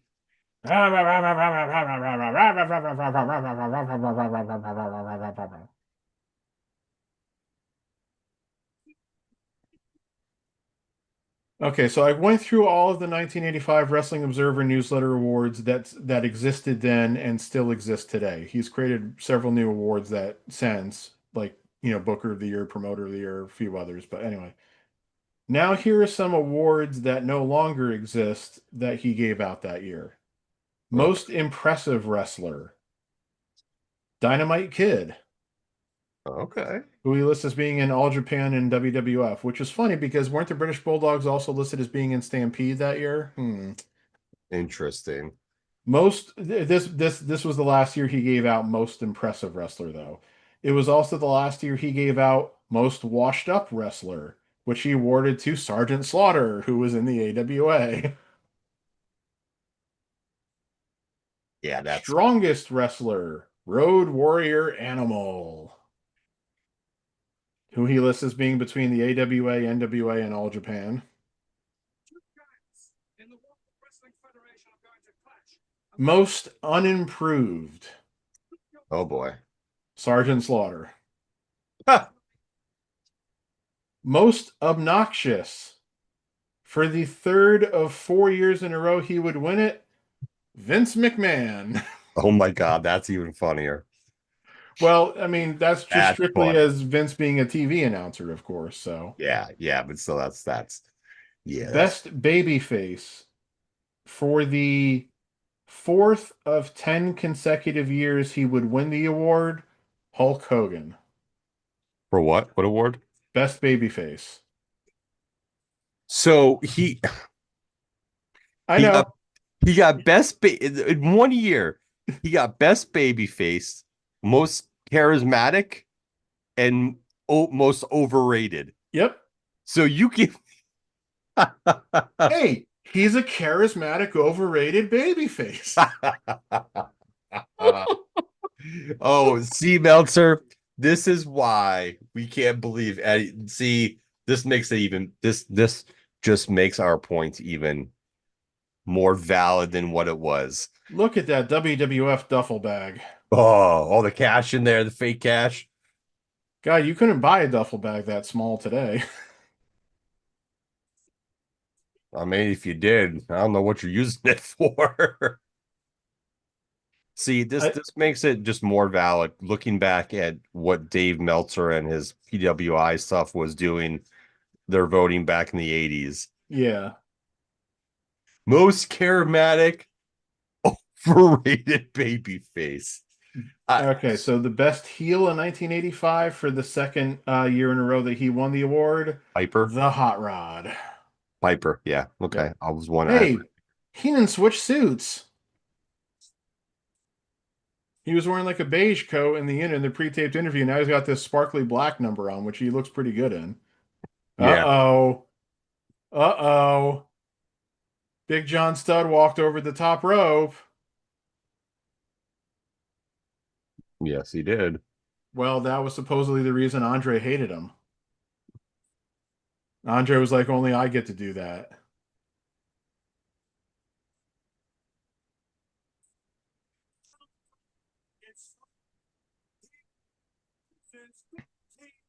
Okay, here's an interesting category that existed only in the 80s. Biggest shock of the year. This included in other years it included the death of David Von Erich, the murder of Bruiser Brody, Magnum TA's car accident. But the biggest shock for 1985, WWF getting on network television, Oh, Jesus. which would have, of course, meant Saturday night's main event. Yeah, yeah. I mean, I guess I can understand where that could have been a shock because I don't think wrestling had been on network television for a long time at that point. Yeah, I think it was shocking for him to come back to network television. They just announced for this match the loser retires. No, I think it was only if Andre lost, he'd have to retire. Oh, okay. I heard something about Yeah. loser retiring or some jazz. I'm like, wait a minute. Yeah. So here's Andre. He's had the haircut at this point because I think Stud had done that to him. Because remember, he For had like the Noble big poofy France. afro for years. But he's still, of course, good guy Andre the Giant. He's not wearing the singlet because his back isn't totally shot yet. So he just wore the tights. There he goes over the top. And you can tell he's not totally immobile just yet. No, no, he's still walking pretty decently. Yeah. Now, I mean, at this time, Andre was 39. So,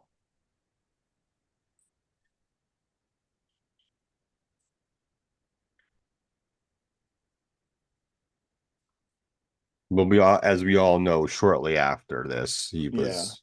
I mean, he was definitely not, his prime was over by this point, unfortunately, but because But you see pictures of him in the 70s and he didn't have that much weight yet, but you definitely but know, like after WrestleMania 1, was like that's when his like things started to go downhill a little bit quicker for him. yeah. Okay, so hardest worker of 1985 for the second year of 5 years in a row, he won Ric Flair. Okay. Manager of the Year for the second of 7 consecutive years, he would win the award, Jim Cornette. Here's the thing, Manager of the Year existed from 1983 to 1996. Cornette won it every single year but two. For what again? Manager of the Year. Manager of the year? Yeah. The only 2 years he didn't win it were 1983 when Jimmy Hart won it when he was still in Memphis, and 1991 when Sherry won it. Oh, he gave it Yeah. to Sherry 1 year. That's Yeah. So surprising. Bobby Heenan never won Manager of the Year. That's fucking horrendous. The All the guy shit who he Jim did in Cornette will tell you was the greatest manager of all time. all the shit he did in the 80s and he didn't win once. See, that's Well, it blasphemy there too. it kind of shows you what Meltzer's readership and the way Meltzer steered things always was. There was still always a bit of an anti-WWF thing there. So, It's uh, weird. Like Big John Studd is really the same height as Andre. yeah. But again, Andre got pissed with Stud walking over the top rope. So the ropes seem a little tighter, but still kind of loose now. Yeah, they are tighter right now. You can definitely tell. Reader's favorite wrestler, Ric Flair, for the second of 10 consecutive years, he would win that award. Reader's least favorite wrestler, Hulk Hogan. Was he a bad guy? No, he was a face. But they did. Just go with it. The readers. The readers. He's the best baby face, the most charismatic, but he's the most overrated and the Reader's least favorite wrestler. Yeah. Okay. I all right. See, I'm just gonna say again, what that shows is that Meltzer can always say, well, it's the voters, it's the voters. Bitch, you have always directed your voters how to vote. The way that you talk and the way that you print, the way that you wrote and the way that you printed stuff. So in 1985, he was still much more in favor of like NWA, Mid-South, and Japan and not the WWF. That's the way he was. Yeah. So, worst wrestler, 1985, Uncle Elmer, which I don't think you can really necessarily argue with that. No, no, you cannot. Worst tag team, the Hillbillies of Uncle Elmer and Cousin Junior. Worst manager, Mr. Fuji. Oh, poor Mr. Fuji. Worst manager existed from 1984 to 1999. Mr. Fuji won it all but 5 times. The other 5 times was Paul Jones won it once, and Sonny Ono won it the last 4 years it existed. Wow. Which is funny because that was from 1996 to 1999, and I'm like, who was Sonny Ono still managing in 1999? I have no clue. 96 through 98, I know he was still there, but I don't remember who the fuck he was still managing in 99. So, You have anyway, to look that one up because I have no fucking clue. None. worst on interviews, Thunderbolt Patterson. Okay. I mean, I know he had a certain way of doing his interviews, but that seems a little harsh. Ultimate Warrior won that award 4 times. And that's it then. Those are all the awards. The Hogan one just it baffles The me. contradiction of the Hogan awards, yeah. Yeah, that's the one that baffles me the most.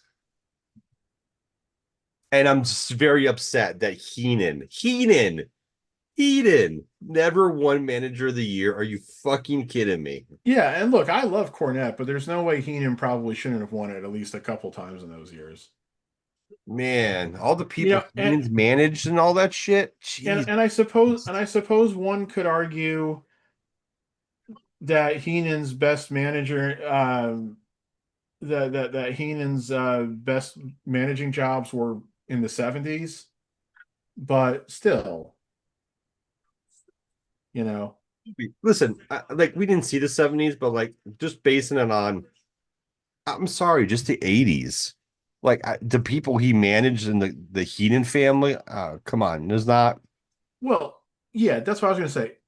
Heenan probably should have won it in 1987 at least because he corrupts Andre and gets Andre to turn on Hogan and leads to the WrestleMania match and just and he brings and by the end of the year he's also managing Rick Rude then too and everything is in addition to the other guys he had. So it's just like yeah, it's like you would feel like that's the year Bobby Heenan should have been winning that award. Yeah. This match has been pretty much as you would expect between two big, mostly immobile guys. Yeah. I mean, it's a typical big guys match. And this is supposed to be really a body slam challenge match too. So it's like, It's funny seeing Andre do kicks. well, it's nice to see he can still. Oh wait a minute, there you go. See up.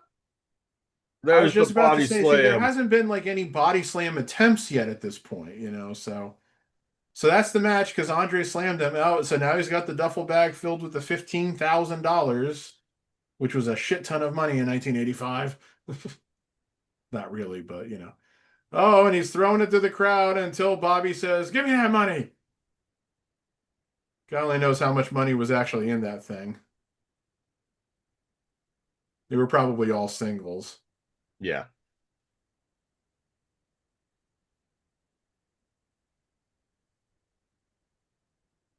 That dirty rat.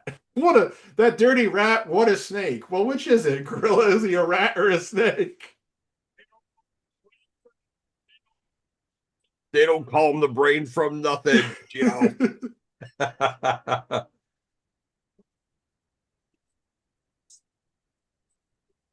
That match went 5 minutes 53 seconds. Meltzer gave it -2 stars. Should just be given a zero a dud. I mean, like you understood what the match was, like how you really gonna. Now that's him trying to make a point. Yeah, it's ridiculous.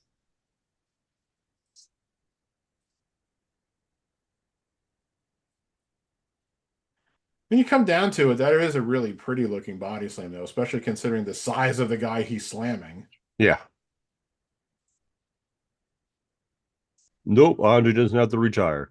You know what though, too, is like I know it's a different decade, but I enjoyed listening to the Gorilla. I didn't mind Jesse. The two of them together were good. I never really, hated Jesse. And then like when they started changing things up with, Vince coming in doing commentary, Vince was actually really good on commentary too. Well, that's the thing. Everybody will say, a lot of people say, and I wouldn't really necessarily disagree, that Gorilla and Heenan were the best announcing duo of all time. But you know what? Gorilla and Yeah, Jesse Heenan played was off really each good other too. really well too. Vince and Jesse played off each other really well. Yes, they did. Vince and Heenan wasn't terrible either. I mean, No, I think they no, played off each other really well, but it's just they weren't quite the same as Gorilla and Heenan. So, no. Jesse, Gorilla and Heenan were good. you know what? Hey, give You know what I credit to wish we could Macho have heard. Man. Macho Man was pretty good for that those couple years too. He was on commentary. You know what? You know what I wish we could have actually heard more of because we only got about 6 months or so of them ever doing things together. JR and Heenan. Yeah, yeah, You know, like WrestleMania 9, you get a lot of that, but they've also got Savage with them there. But I think JR and Heenan could have been a really good combo. yeah. They could have been. Especially JR before he had the palsy, so his voice wasn't totally affected, you know. Yeah. Not trying to be a dick about JR's palsy. That's No, I mean I'm not saying he was bad once he had the palsy or anything. I'm just saying that, you know, his voice, of course, did sound better before he had the palsy attacks. That's I mean just it's just fact. something that happens when you have something like that happen to you physically. Yeah. Oh, look, they gave him kisses. So Oh, much. and one of them left a little bit of lipstick on his face. Jeez. Lord Alfred Hayes got a little Either that love, or he got that a smile on hickey his really, face. really quick, really fast. Why isn't Cyndi Lauper in the WWE Hall of Fame yet? I don't know.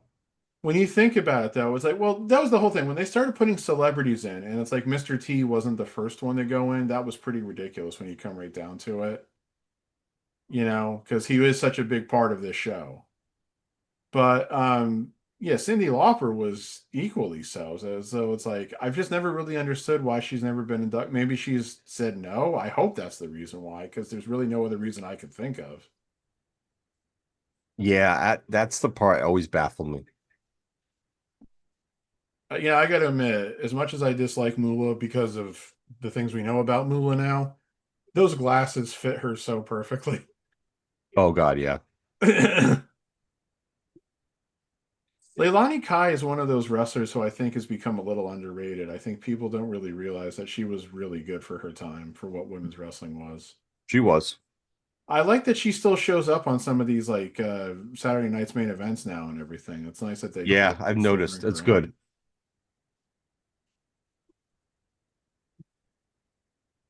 Because she wrestles here at WrestleMania 1. And then she came back for WrestleMania 10. She wrestled Alundra Blaze for the women's title at WrestleMania 10. That's right. I forgot about. See, it's that those are things I forget about. Yeah.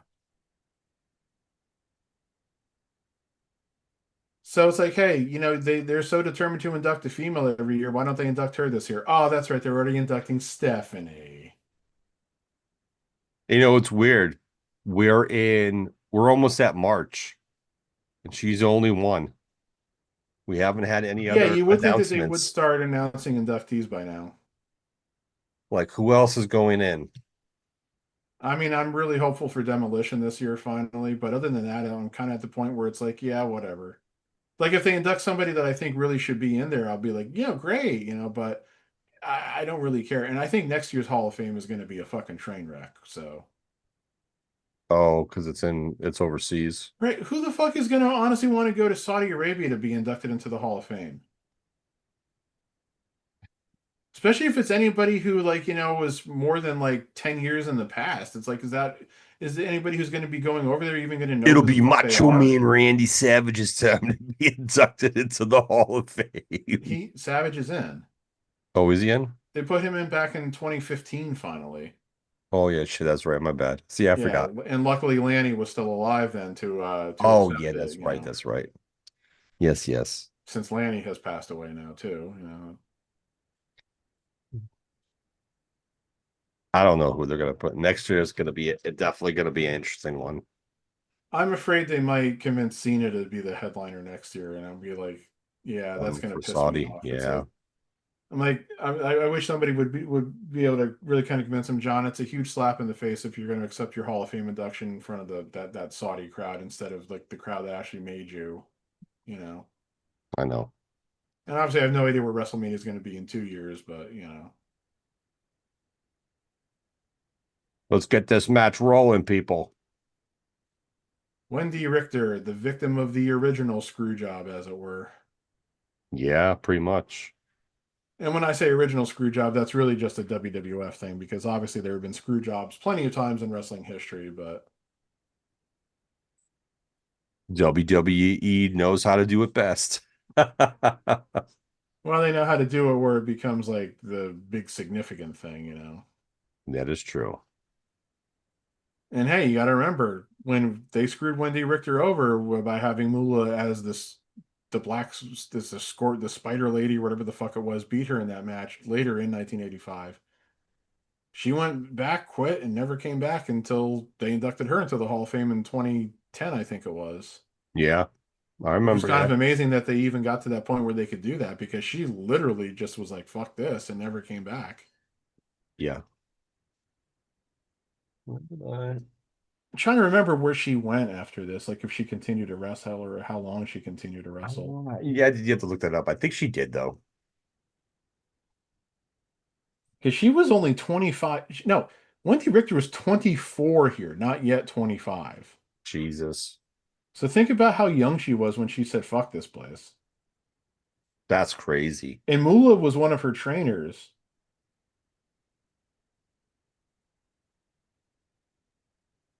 Oh, yeah, okay. That's In sad. 1995, after losing and then regaining the title from rival Leilani Kai at the inaugural WrestleMania. Oh, sorry, I just spoiled the match finish. Richter was scheduled to defend her title at Madison Square Garden on November 25th that same year against a mysterious masked opponent known only as the Spider. During the match, the Spider broke from the planned events and pinned Richter's shoulders to the mat. The referee, who was in on the plan, delivered a swift 3 count despite Richter kicking out after a count of 1. Richter ignored the bell and continued to attack the Spider, unmasking the new champion to reveal it was the fabulous Moolah in disguise. It was reported that the plan to rid Richter of the title was concocted by Vince McMahon, of course, Of course who it was. brought in Moolah after Richter had allegedly refused to sign a new contract with the WWF. Richter, however, claimed she was still under her original 5 year contract, though she did regularly have disagreements with McMahon about her compensation. She also claims that when she arrived at the arena that day, she was surprised to find Moolah backstage, as she never showed up to events at which she was not scheduled to wrestle. After the match, an infuriated Richter left the arena in her wrestling gear, took a cab to the airport, and booked herself on a flight out of New York. She didn't even change. She was at a flight in her fucking wrestling gear. That's insane. Afterwards, she never spoke to Moolah again. I wouldn't have either. Yeah, I mean, I would have been very hard pressed to bring myself to want to associate with the person who like had trained me and then stabbed me in the back. So Yeah, yeah. 100%. Upon leaving the WWF, Richter wrestled in Puerto Rico, Japan, and throughout the United States in independent promotions. She worked in Puerto Rico's World Wrestling Council. She worked in the AWA in 1987, challenging Medusa for the AWA Women's Championship, which she then won in 1988. Then she wrestled only a few times in the 1990s, it says, and wrestled in her last match in 2005. Okay. I'll have to look up her profile and see like what she did in New Japan and all that. Yeah. It's sad though, like she's was 24, man. Yeah. Yeah. And they Well, I just mean, by the time that she got screwed over, she was 25, but still, yeah, 25. what could So, have been. yeah. But listen, here's the thing though. You could say shoulda, coulda, woulda, what could have been, but then at a certain point too, though, like women's wrestling kind of went away in WWE anyway. Yeah. I mean, after early 1988, women's wrestling was pretty much gone until Medusa as Alundra Blaze showed up in late 93. Yeah. So 93, 94, like the only something. time you ever saw women wrestle in WWF between like those two times was like when Sherry and Sapphire were in the mixed tag match at WrestleMania 6 when it was Dusty and Sapphire against Savage and Sherry. Yep. Or then when Sherry and Sapphire were supposed to have a singles match at SummerSlam later that year in 1990, but it didn't happen because of the whole My sweet Sapphire has disappeared. I don't know where she is. And then it was revealed that snake, the $1 million man, bought my sweet Sapphire from me. Oh, craziness. Is it Wendy related to which one? Which one of the females is related to Jake? Rockin' Robin is Jake the Snake Roberts and Sam Houston's sister. Jake, Rock and Robin. That's it. See, that could have been a disqualification right there. Moolah's pulling on Richter's hair from the outside and everything, and Cyndi Lauper's got to get her off. See, now if this was today and they were a little bit more into it with like this kind of stuff, Cindy should have just nailed Moolah right there. Oh yeah. This has been a decent match. I mean, I always also love, of course, how women's wrestling attires in the 1980s were basically bathing suits.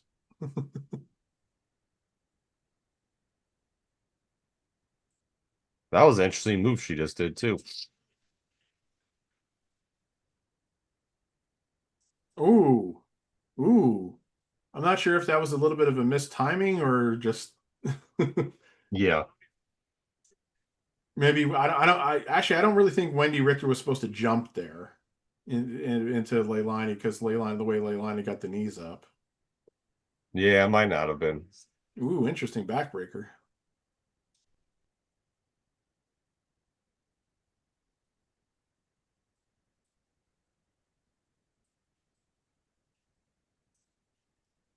Oh, Lottie's going to the top rope.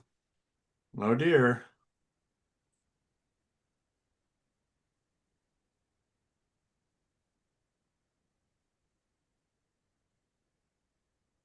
Oh, The momentum takes her over. except it didn't. That was not the cleanest exchange there on the crossbody reversal, but hey. Yeah, it is what it is. Oh yes, I always love that line from Gorilla Monsoon. History has been made here. Oh, there we go. Wendy gets a shot in on Moolah. But again, Cyndi Lauper should have been the one hitting Moolah. So Moolah just flops in the ring.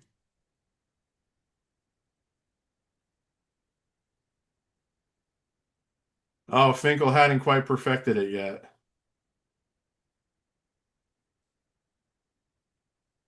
He New. hadn't quite perfected the and new. Still a work in progress.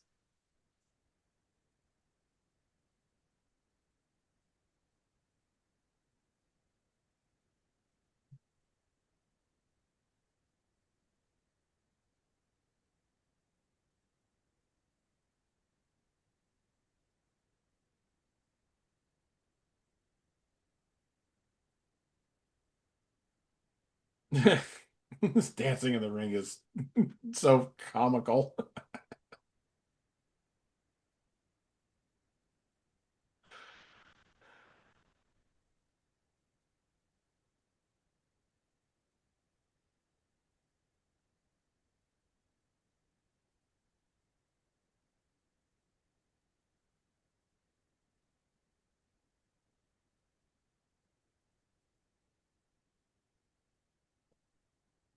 Would Uncle Dave give this match? I can only imagine 1.25. Okay, so this match went 6 minutes 14 seconds, and Meltzer gave it a star.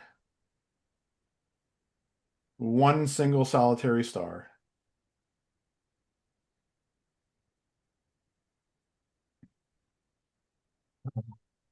Yeah, 1 star rocking and rolling, I guess.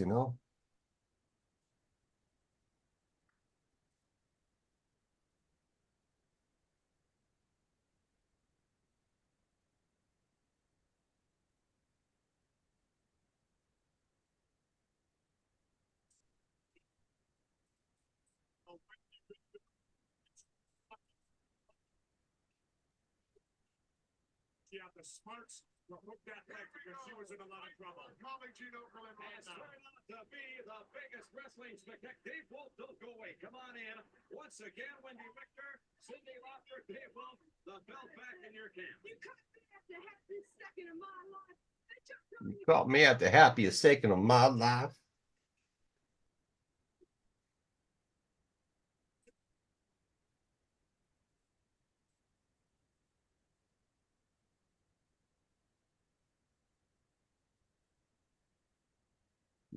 Natty Fi, Kai, whatever the hell her name is. Cindy Lauper, I love it.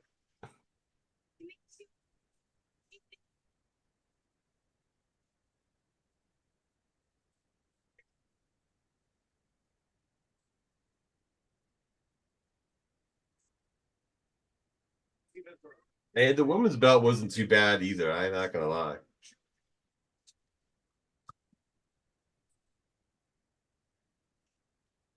Yes. In a few moments, we will have our main event. It is main event time, Pat.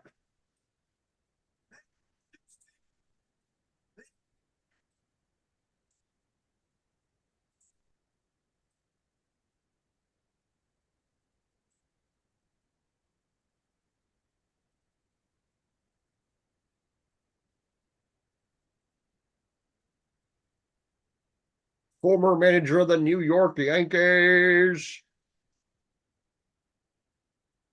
Yep. So Billy Martin at this time was the former manager many times over of the Yankees and other teams. He had also managed the Twins, Tigers, and A's by this point in his career. So here's the funny thing, though. Yes. Like I said, they just announced him as the former manager of the Yankees. He had most recently been the Yankees manager in 1983.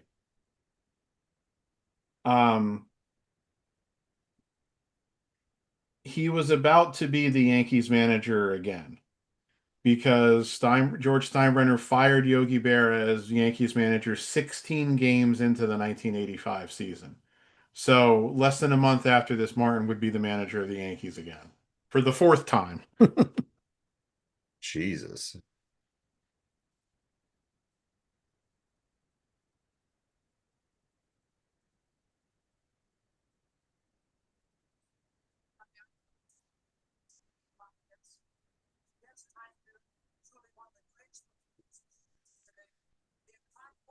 The irony, though, is that Martin would be fired as Yankees manager again at the end of the 1985 season, but Steinbrenner kept him in the organization as like a special advisor and a broadcaster so that he wouldn't go somewhere else. Martin would manage the Yankees one more time for most of the 1988 season before being fired again for the fifth and final time, and then he died at the end of 1989. And here is Liberace. Liberace. Oh, God. We're going to make it seem like I'm not news. gay here by having me dance with the Rockettes. Liberace, do what you're told to do. You're being paid well.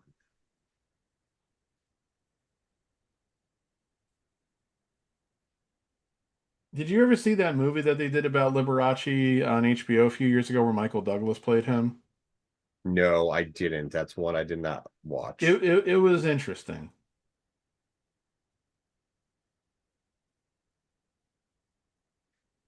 Liberace was 65 years old here. He would pass away less than 2 years after this. She's 65.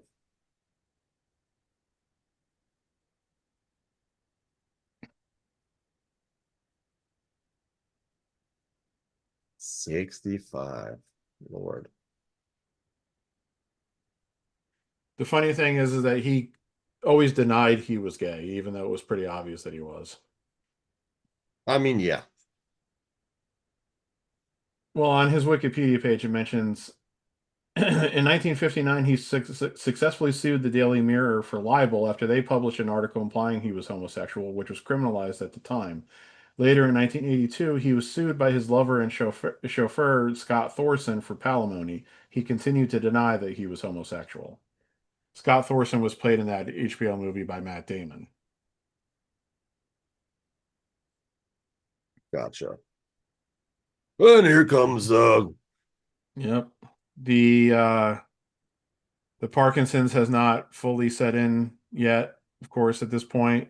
no, He still looks pretty good, and former heavyweight champion of the world.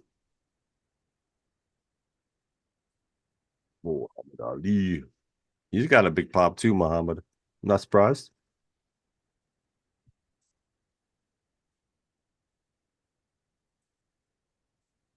I mean, he was the greatest. So,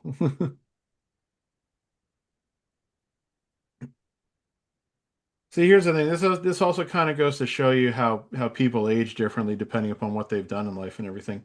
Ali was only 43 years old here, and he looks older though.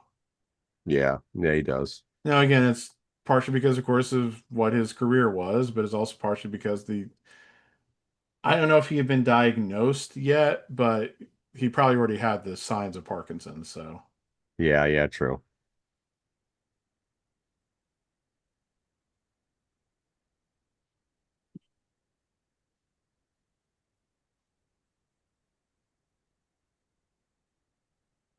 the first elaborate WrestleMania entrance.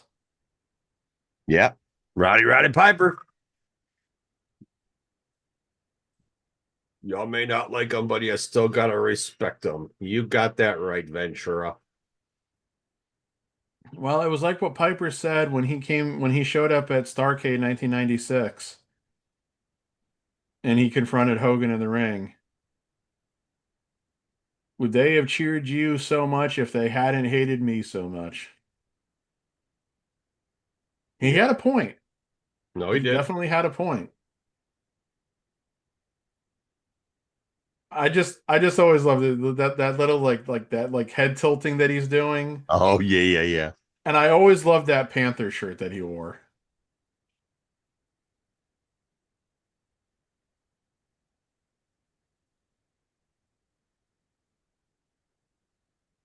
And Mr. Wonderful, of course, is one of those guys who I think unfortunately has become a little underrated by the times.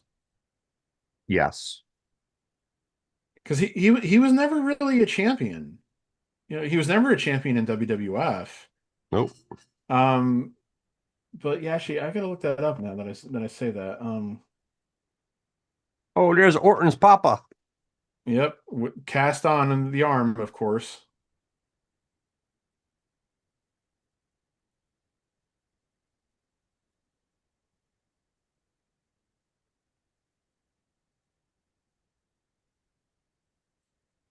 Here are the titles that Paul Orndorff won in his career. He won the American Wrestling Federation Heavyweight Championship one time. I don't know when that was, and I don't know where the AWF was located. He won the NWA National Heavyweight Championship 3 times, working for Georgia Championship Wrestling.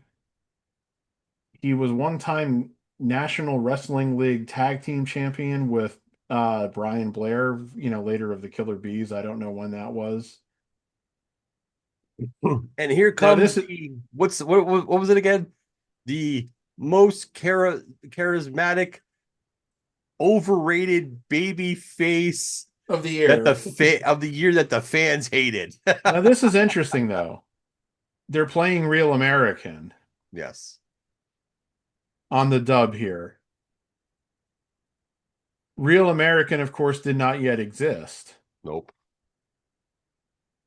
And Real American also was not originally for Hogan. It was originally for the US Express.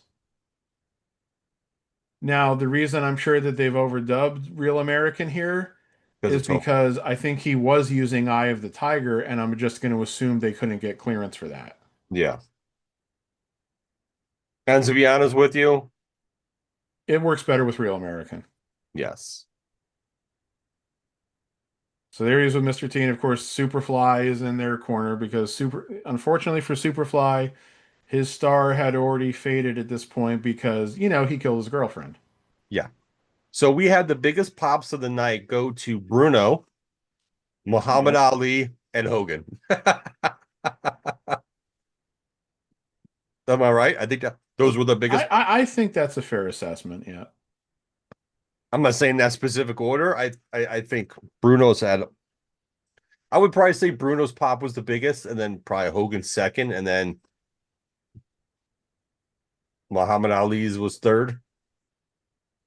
Mitchell T for Chicago, Illinois, weighing in at 225 pounds. Yeah. Orndorff also won the NWA Mid-America World Six-Man Tag Team Championship once with Gorgeous George Jr. and Tommy Gilbert, who was Ooh. the father of Doug and Eddie Gilbert. He was the NWA Southern Heavyweight Champion Memphis version one time. He was the Mid-South North American Heavyweight Champion 5 times, and he was Mid-South Tag Team Champion once with Ted DiBiase. Mm. He won the NWA Southeastern Tag Team Championship twice, once with Dick Slater, once with Norvell Austin. He won the UWF Southern States Championship one time. That was the Herb Abrams UWF. And in Mid-Atlantic / WCW, he was World Television Champion once, and he was NWA / WCW Tag Team Champion 3 times. Once with Jimmy Snuka. I don't remember when that was. I'd have to look that up. Oh, And twice with Paul Roma, which would have been in like 1994 or so when they were the Pretty Wonderful tag team. I don't remember the Snooker one in WCW, that's for sure. Well, it wasn't in WCW. It would have been when it was like Mid-Atlantic. Oh, okay, okay. I was gonna say shit. I don't remember that. Fuck. I'll look. Let me see if I can look if I can find that real quick.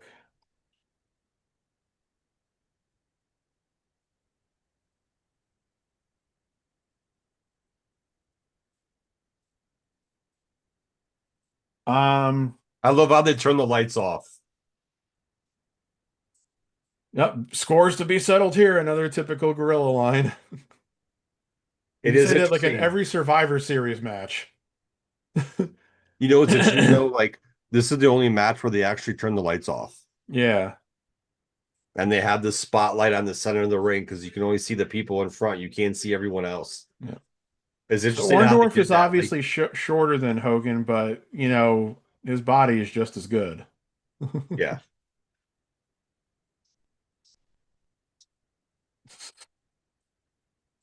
See, they're working this match again for the spectacle part of it. yes. That's all this match that's all this match is meant to be. Right. It's how it's supposed to be. Paul Orndorff and Jimmy Snuka won the what would have been at the time NWA Mid-Atlantic or NWA World Tag Team Championships at a house show in Richmond, Virginia on December 26, 1978.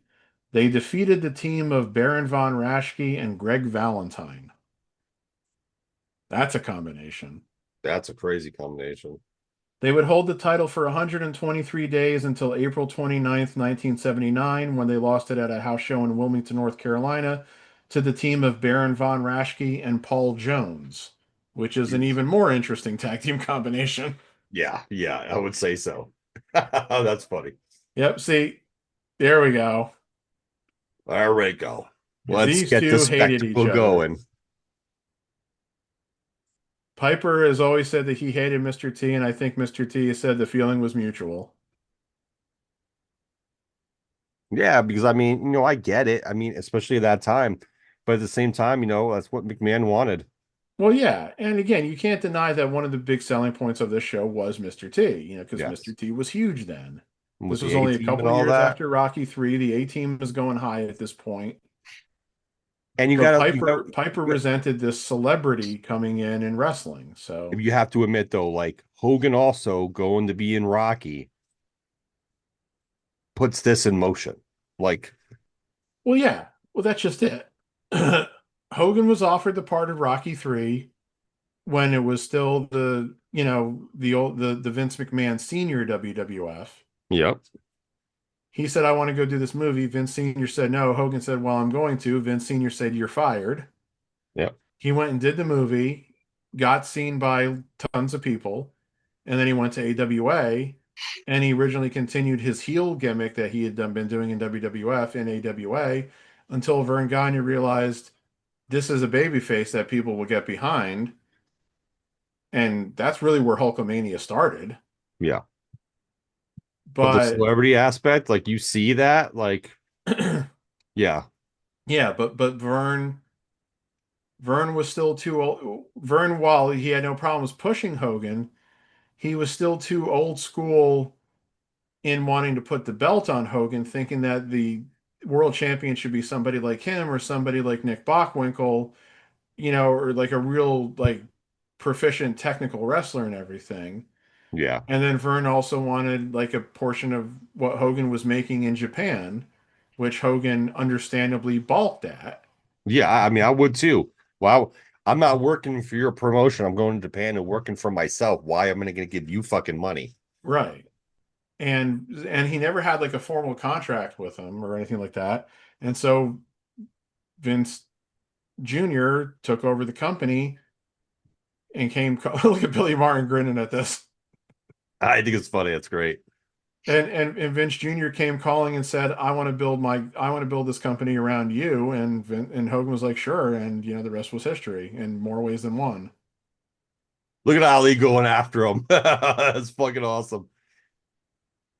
Love it. Here's the thing: Piper was more than content to get in Mr. T's face, obviously, and of course he's supposed to. Would Piper get in Muhammad Ali's face? I don't think so. Hulkster's like, don't you dare count. Yeah, Hogan's like, no, I don't think so, Pat First Intercontinental Champion Pat Patterson.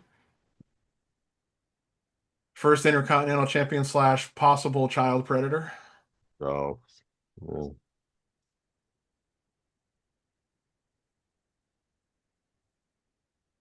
this match could have been called many a times already.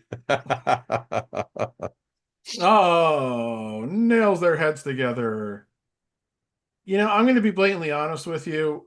That's a move that should be done more today in Yes, tag matches. I agree. I agree.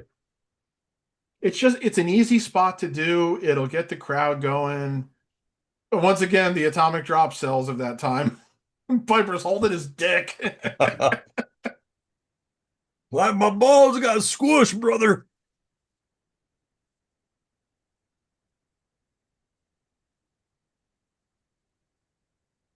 So anyway, what just to kind of finalize then about Orndorff,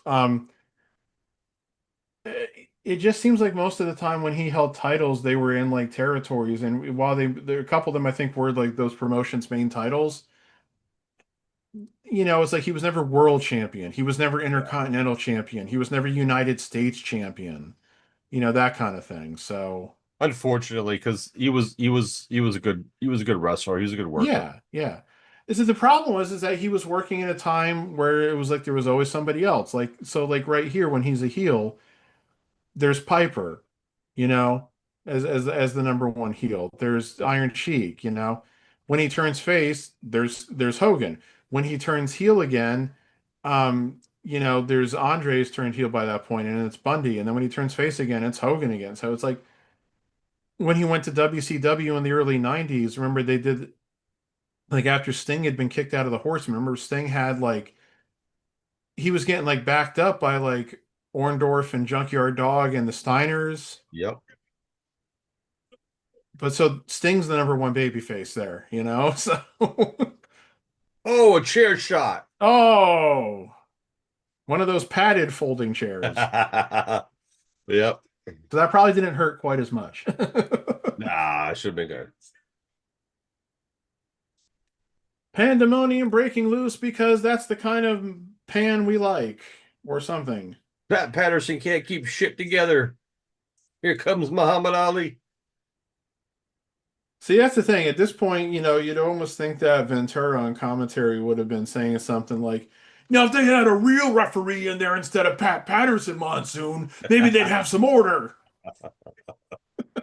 So true. I always loved Orndorff's tights too. Mr. Number One Derful. Yes. Oh, a shot on Hogan by Orton.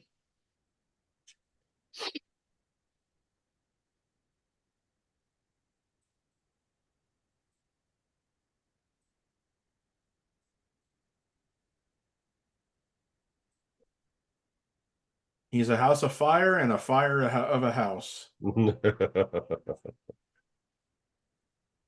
See, this is okay, never mind. I'm sorry. I was like, why is he trying to fight Mr. T away? Didn't realize Mr. T wasn't the legal man. Ah, the Hogan atomic drop cell is I'm just gonna fall to the mat.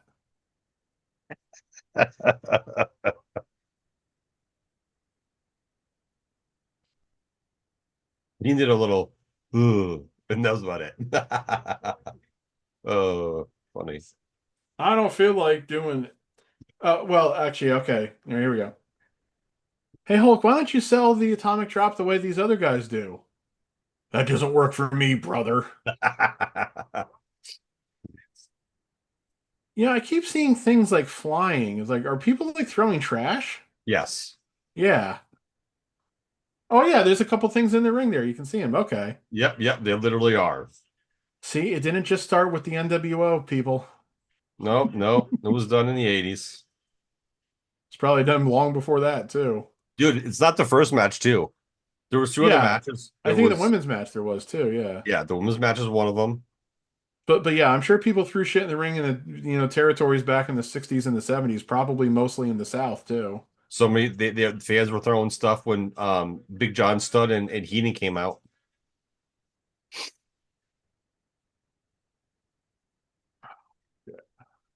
He got 2.25. Got 2.25 there. Well, that's still 3/4 short there, Jesse. He's got Hogan in Prick. some trouble.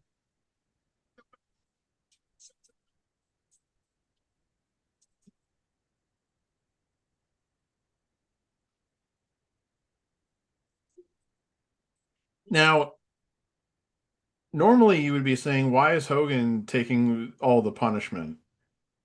Isn't Hogan usually the one that would come in with like the hot tag and clean house and everything? And yes, he would normally. But remember who You his have partner somebody who is. doesn't know how to wrestle. Yeah, it's somebody who is not a wrestler. So you need Hogan to work. I And mean, and that's look and it. look at what Mr. T is doing. He's holding on to the tag rope, but he's also leaning in through the ropes. See, that shouldn't be allowed. What he is doing.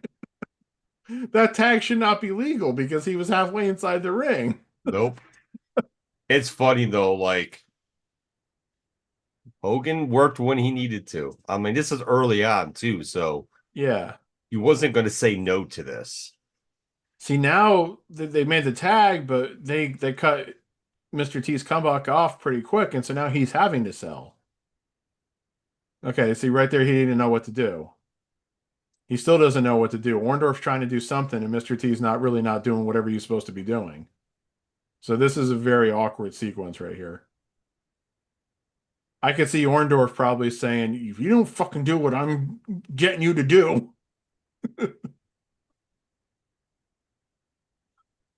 Now Orton's jumped up on the apron for heat-seeking purposes. I guess.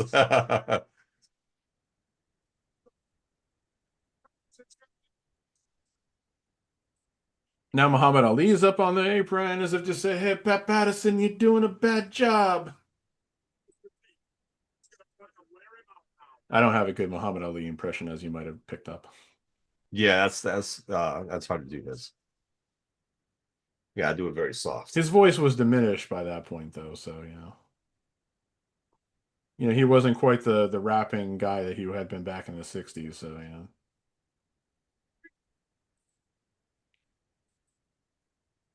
no, that was the one of the weirdest looking tags you'll ever see. I know it was. It wasn't good.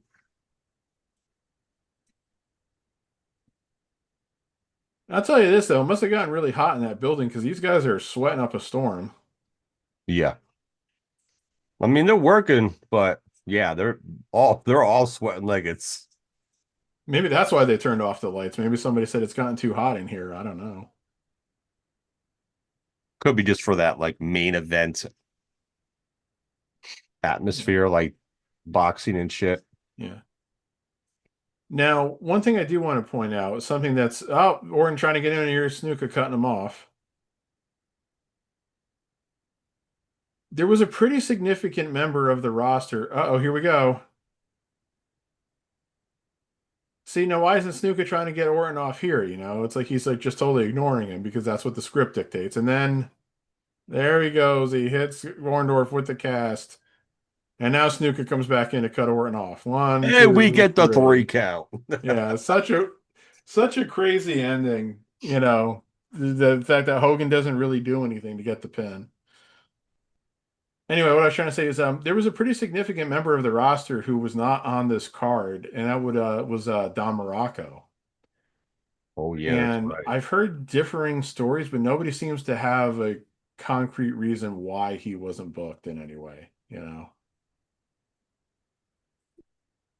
Because he would start a program with Hogan, I think, later in 1985. So it was almost like, he surely he could have been on the card to beat somebody to help position himself as a challenger.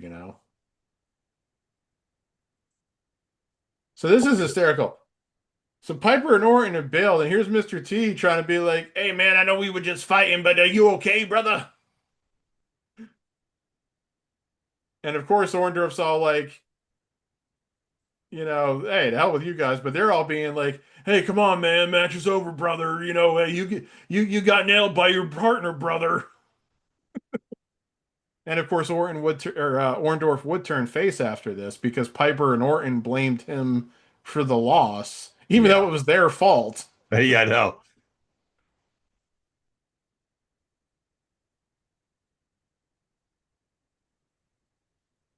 I also find it very interesting.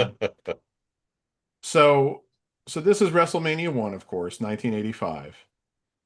The 2005 WWE Hall of Fame class was almost entirely people in this match. Hogan, Piper, Orndorff, and Orton were all inducted that year, along with the Iron Sheik, Nikolai Volkov, and Jimmy Hart. Wow.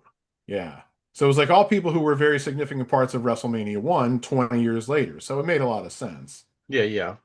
And now, of course, unfortunately, the only two people from that Hall of Fame class who are still alive are Orton and Jimmy Hart. Everybody else has passed away now. So Still crazy to be honest. Hogan must pose.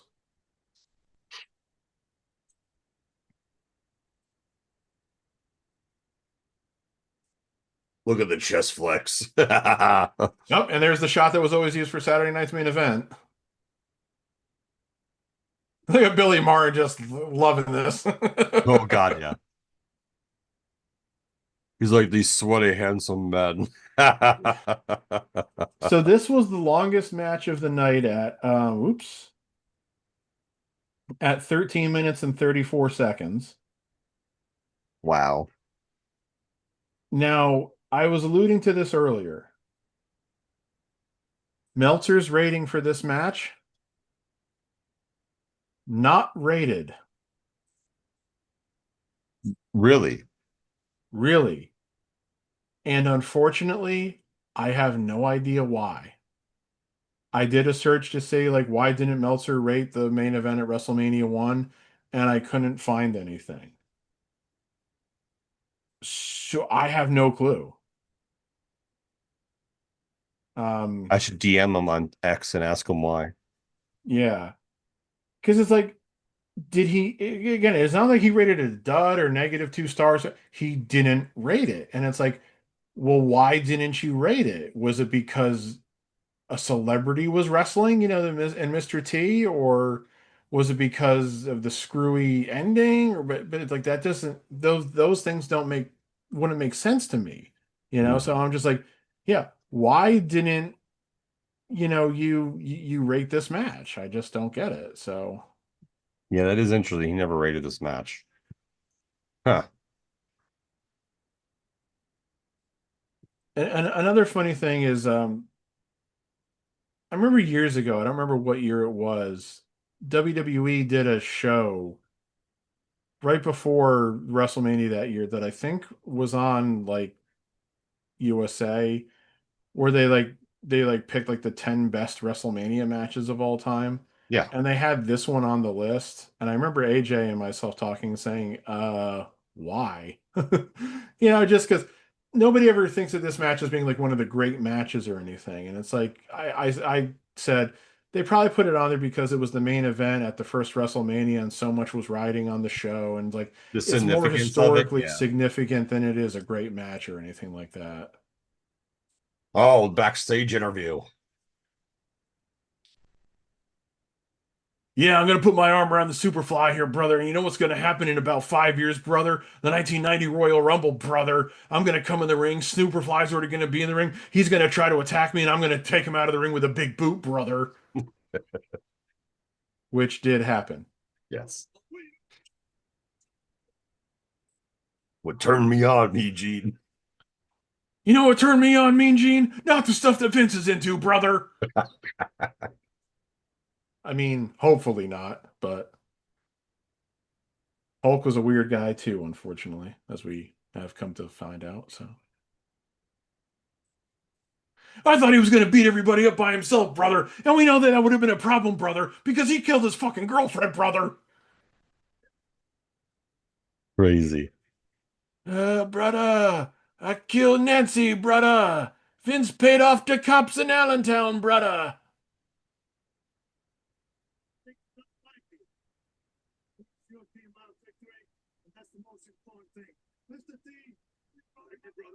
Big Brother Hulk, Mr. T. That might have been the most coherent promo I ever heard Snuka cut. Probably. Because he just wasn't a promo guy, you know, he never was.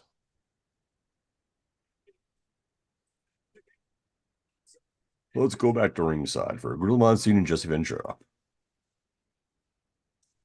Look at Gorilla's hair, that little receding hairline afro he got going on. Yeah, it was like I think maybe sometime after this he realized, okay, my hairline's receding this much. I'm gonna have to cut it shorter from now on. Jesse's like, I'm going bald, but at least I'm wearing this bandana. I love how they're wearing the same type of shirt, just different colors. Yeah, the kind of frilly, yeah, shirt. Unbelievable Gorilla, WrestleMania. I wish I could have been wrestling. And that was our flash from the past for WrestleMania 1. So Executive the producer, attendance Vince McMahon. executive producer Vince McMahon. I thought they didn't do those kind of things. George Scott was one of the producers. Okay. Now I want to watch the credits. I don't want the next episode. Yeah, Kind of curious yeah. to see what other names are going to show up here in the credits that we might recognize. I just went back, but Oh, I'm letting it go here because it's only like a minute or two. yeah, that's okay. Well, I guess just like 1985 WWF, I'm curious to see like what names might be familiar. So far, not really any of them. Gary DiBenedetto. That sounds familiar, but I don't know why. Like I'm curious to see if Kevin Dunn's name shows up in the credits here. Gotcha.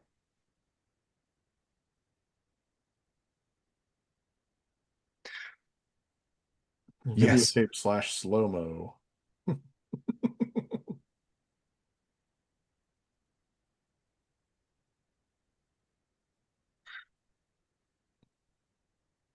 Okay, the credits would go a little faster than this. Yeah, still a minute Yeah, left. sometimes those credits are a bit much.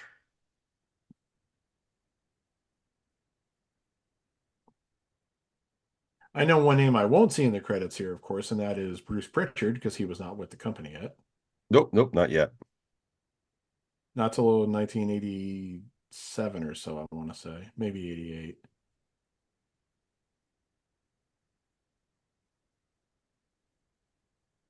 There might not be anything significant on there.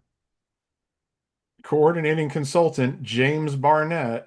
Old Jim Barnett himself. Oh, my boys.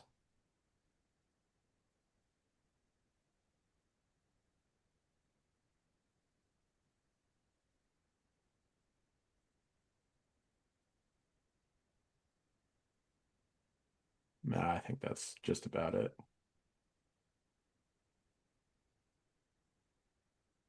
WrestleMania, a production of the World Wrestling Federation. Yes, World Wrestling Federation, WWF. So, the attendance for the event at Madison Square Garden was 19,121. The event was seen by over 1 million viewers through closed circuit television, making it the largest pay-per-view showing of a wrestling event on closed circuit television in the United States at the time, because that's what it was. It was closed circuit. It wasn't still full, true pay-per-view as, we would come to know it just Nope, yet. So, not as yet. yeah. Um, let's just see here. Yeah, the Wikipedia page, and I'm not really trying to search out anything more.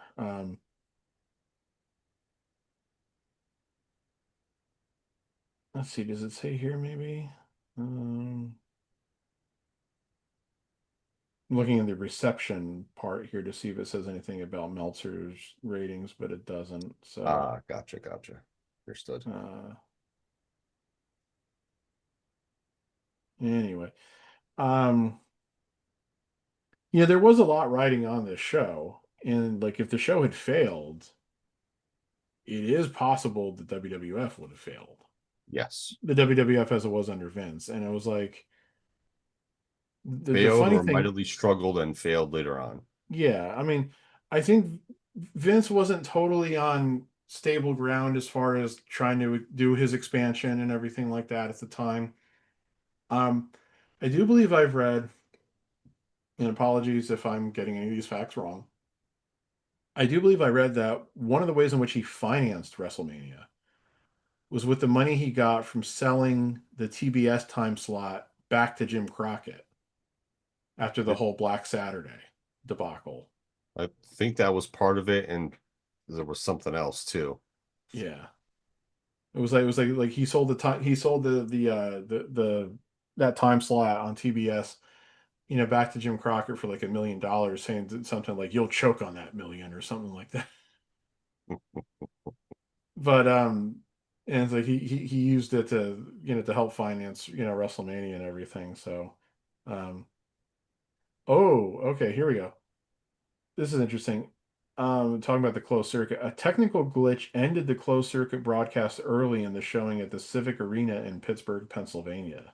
To Oh, appease angry fans who pelted the screen with garbage, WrestleMania was broadcast in its entirety on local ABC affiliate WTAE TV 2 weeks later.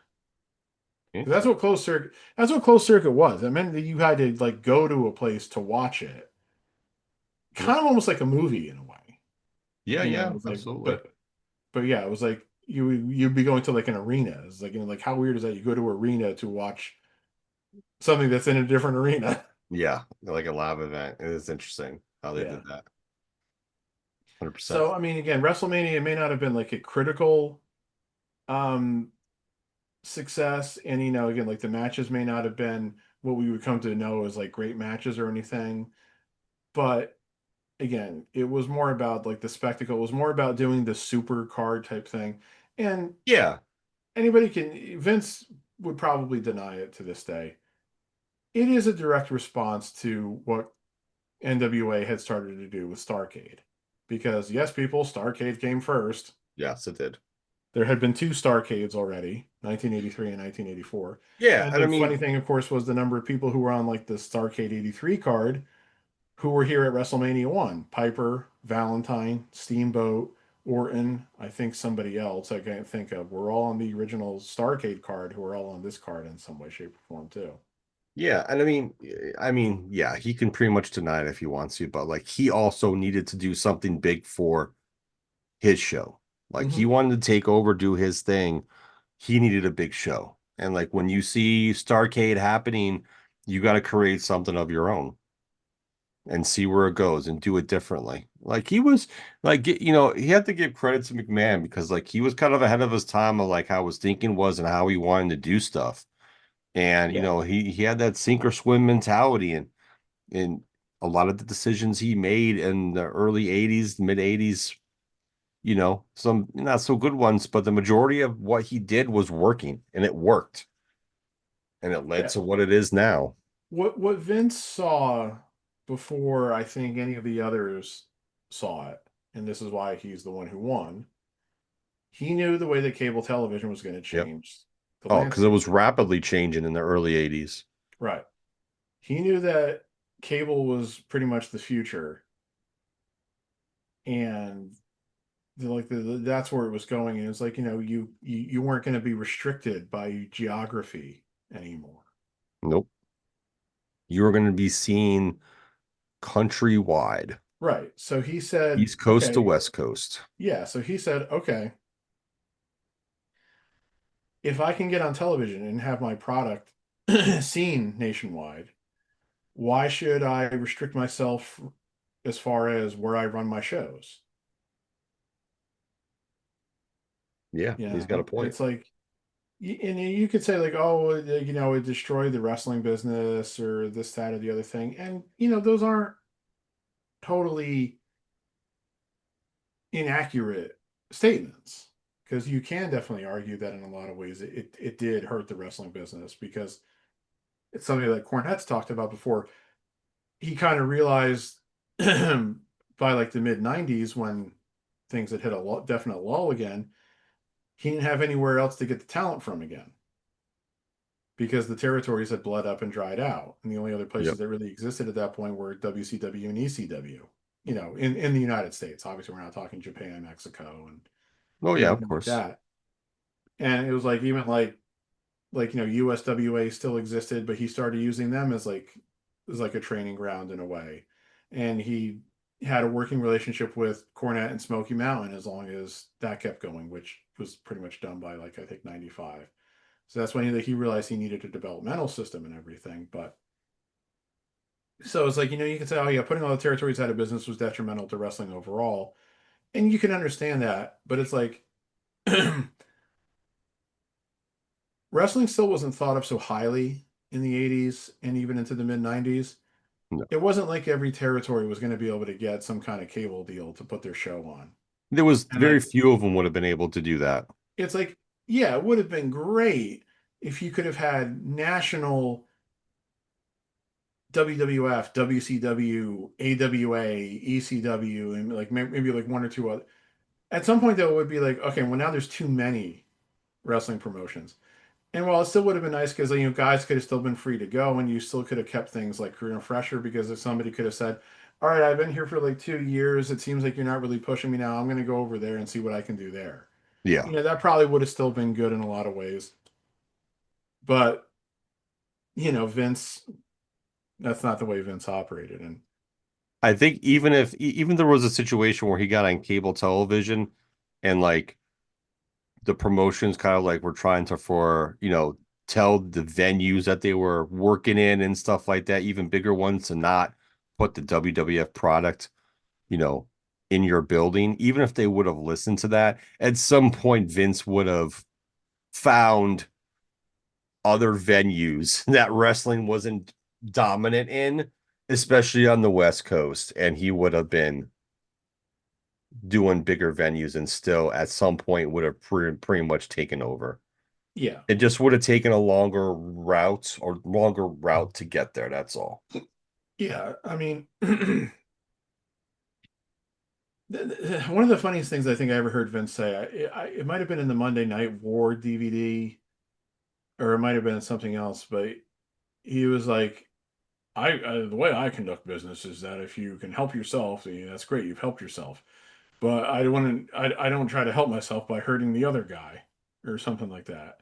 And he was saying he was saying that Ted Turner's philosophy was obviously different because of WCW deciding to run Nitro on Monday, and it was like, to go directly head to head instead of deciding, all right, we're But gonna you do but you Wednesday. stealing talent from all the territories wasn't Right. And it's like, semi-hypocritical there, Hence. right. And it's like, so when you were stealing talent from all the other territories and effectively putting them out of business by saying, if you show Starcade, you won't get WrestleMania, in 1987. He said, you were saying to all the cable providers, if you show Starcade 87, I won't let you have WrestleMania 4. And after WrestleMania 3 had been such a success. Yep. So you're telling me your philosophy at those times was that's helping myself, but it's not hurting the other guy? Definitely hurting the other guy. Come on. So, Little so Vince I always there found trying that to hysterical backtrack. when Vince said that line of that. I was like, come the fuck on. It's like that's like that kind of that WWE revisionist history at its best. And there it was on it wasn't on the Monday Night War DVD. It was on the Rise and Fall of ECW DVD, where Heyman was bitching about WCW stealing ECW talent. About how they took Benoit, they took Guerrero, they took Oh, Malenko, they took Jericho, they took Mysterio, they took Conan, they took Psychosis. Um, then they cut to Bischoff saying, "One man's raid is another man's talent acquisition." But he drew the parallel between him bringing in people who had been working in ECW to what WWF had done about a decade prior to that with stealing all the guys from the territories. And it was the one time that it was like, it was kind of amazing because they let those comments go on the DVD, but then they were also showing video footage of the guys he was referring to, where he showed them in the territory they had been in and then them being in WWF. And I think it was like Piper, Heenan, Tito, I think maybe Valentine. I don't think they had Hogan in it, though they should have. yeah. But it was like, seriously, it's like half the guys that were on that WrestleMania 1 card a year or two prior were not working for WWF. They had all come in like 84 basically.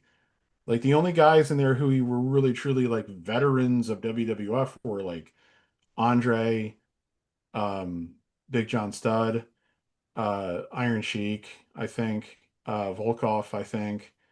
But like Orton had come from the Carolinas, Piper had come from the Carolinas, Orndorff had come from the Carolinas, Hogan had come from AWA, Snuka was a WWF veteran, JYD came from Mid South, Yeah. Jimmy Hart came from Memphis, Bundy had been in a few other territories, Steamboat came from the Carolinas, Matt Bourne and Buddy Rose as the Executioner had been in like I said in like Portland, and Bourne had been in Mid South. So, you know, most of those guys again had been in other territories not that long before that show, so Yeah. No, absolutely not. Absolutely. and obviously that was the whole thing. There were territories there.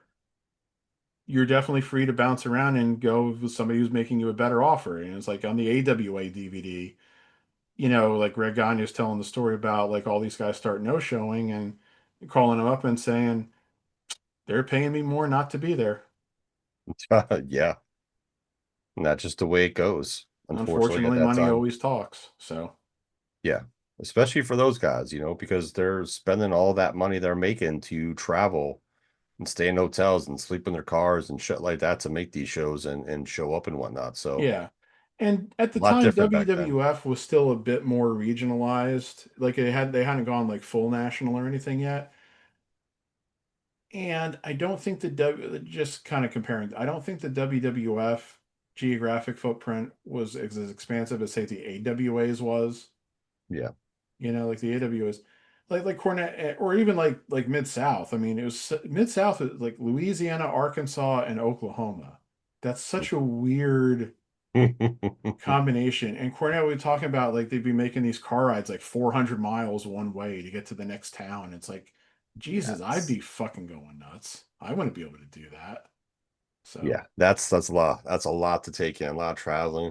Traveling is exhausting, man. Driving is exhausting. That's no joke. And for big guys like that to sit in cars, wow, geez, yeah, Right. And it's like, yeah, and they have to drive. You can't fly. yeah. You can't fly from you can't fly from New Orleans to Shreveport, just as like an And even example if of you that. are, you're getting off that airport and still driving several hours to get all the way, Right. to, It's like to get yeah, it's to that arena. like some of those towns you had to make in some of those territories, especially in the South, it's like the only way to get there is to drive there, and Yeah, you don't even want to drive there. So, yeah. No, very true. Very true. Well, all right, folks. but overall, I would say, again, WrestleMania 1, it's not like a great wrestling show. It's a No, great spectacle. You can feel what was special about it. I think you can enjoy the show just fine as long as you don't try to judge it through the prism of today's wrestling. Yeah, and that's the biggest thing. You really can't judge WrestleMania 1 off of today's critiquing of how we do it now compared to then. It was the first show. It was just made to be a spectacle. They had the celebrities in there. They had a Hogan running wild with, his stuff he was doing on, the shows and whatnot. So it was kind of the start of something. Now WrestleMania 2 might be a different story, but we'll get to that at a later episode, but we'll get full-fledged into that one. Because isn't WrestleMania 2, yes, that's where we wanted to do 3 cities. Well, that was a clusterfuck in itself. But anyhow, 3 cities, 3 main events. 3 time zones as well, wasn't Yeah, it? 3 time zones. Yeah, Yeah, yeah. 3 time zones. East Coast, Central, and West Coast. Yeah, have fun with that one. But New York, Chicago, LA. yeah. But we'll get into that one. So me and Pat will be getting some more WrestleMania coverage in from Flash from the past. Gotta do something fun here. But as Jeremy would say, click that like button, subscribe, leave some comments, Do it. and we hope you finished with us.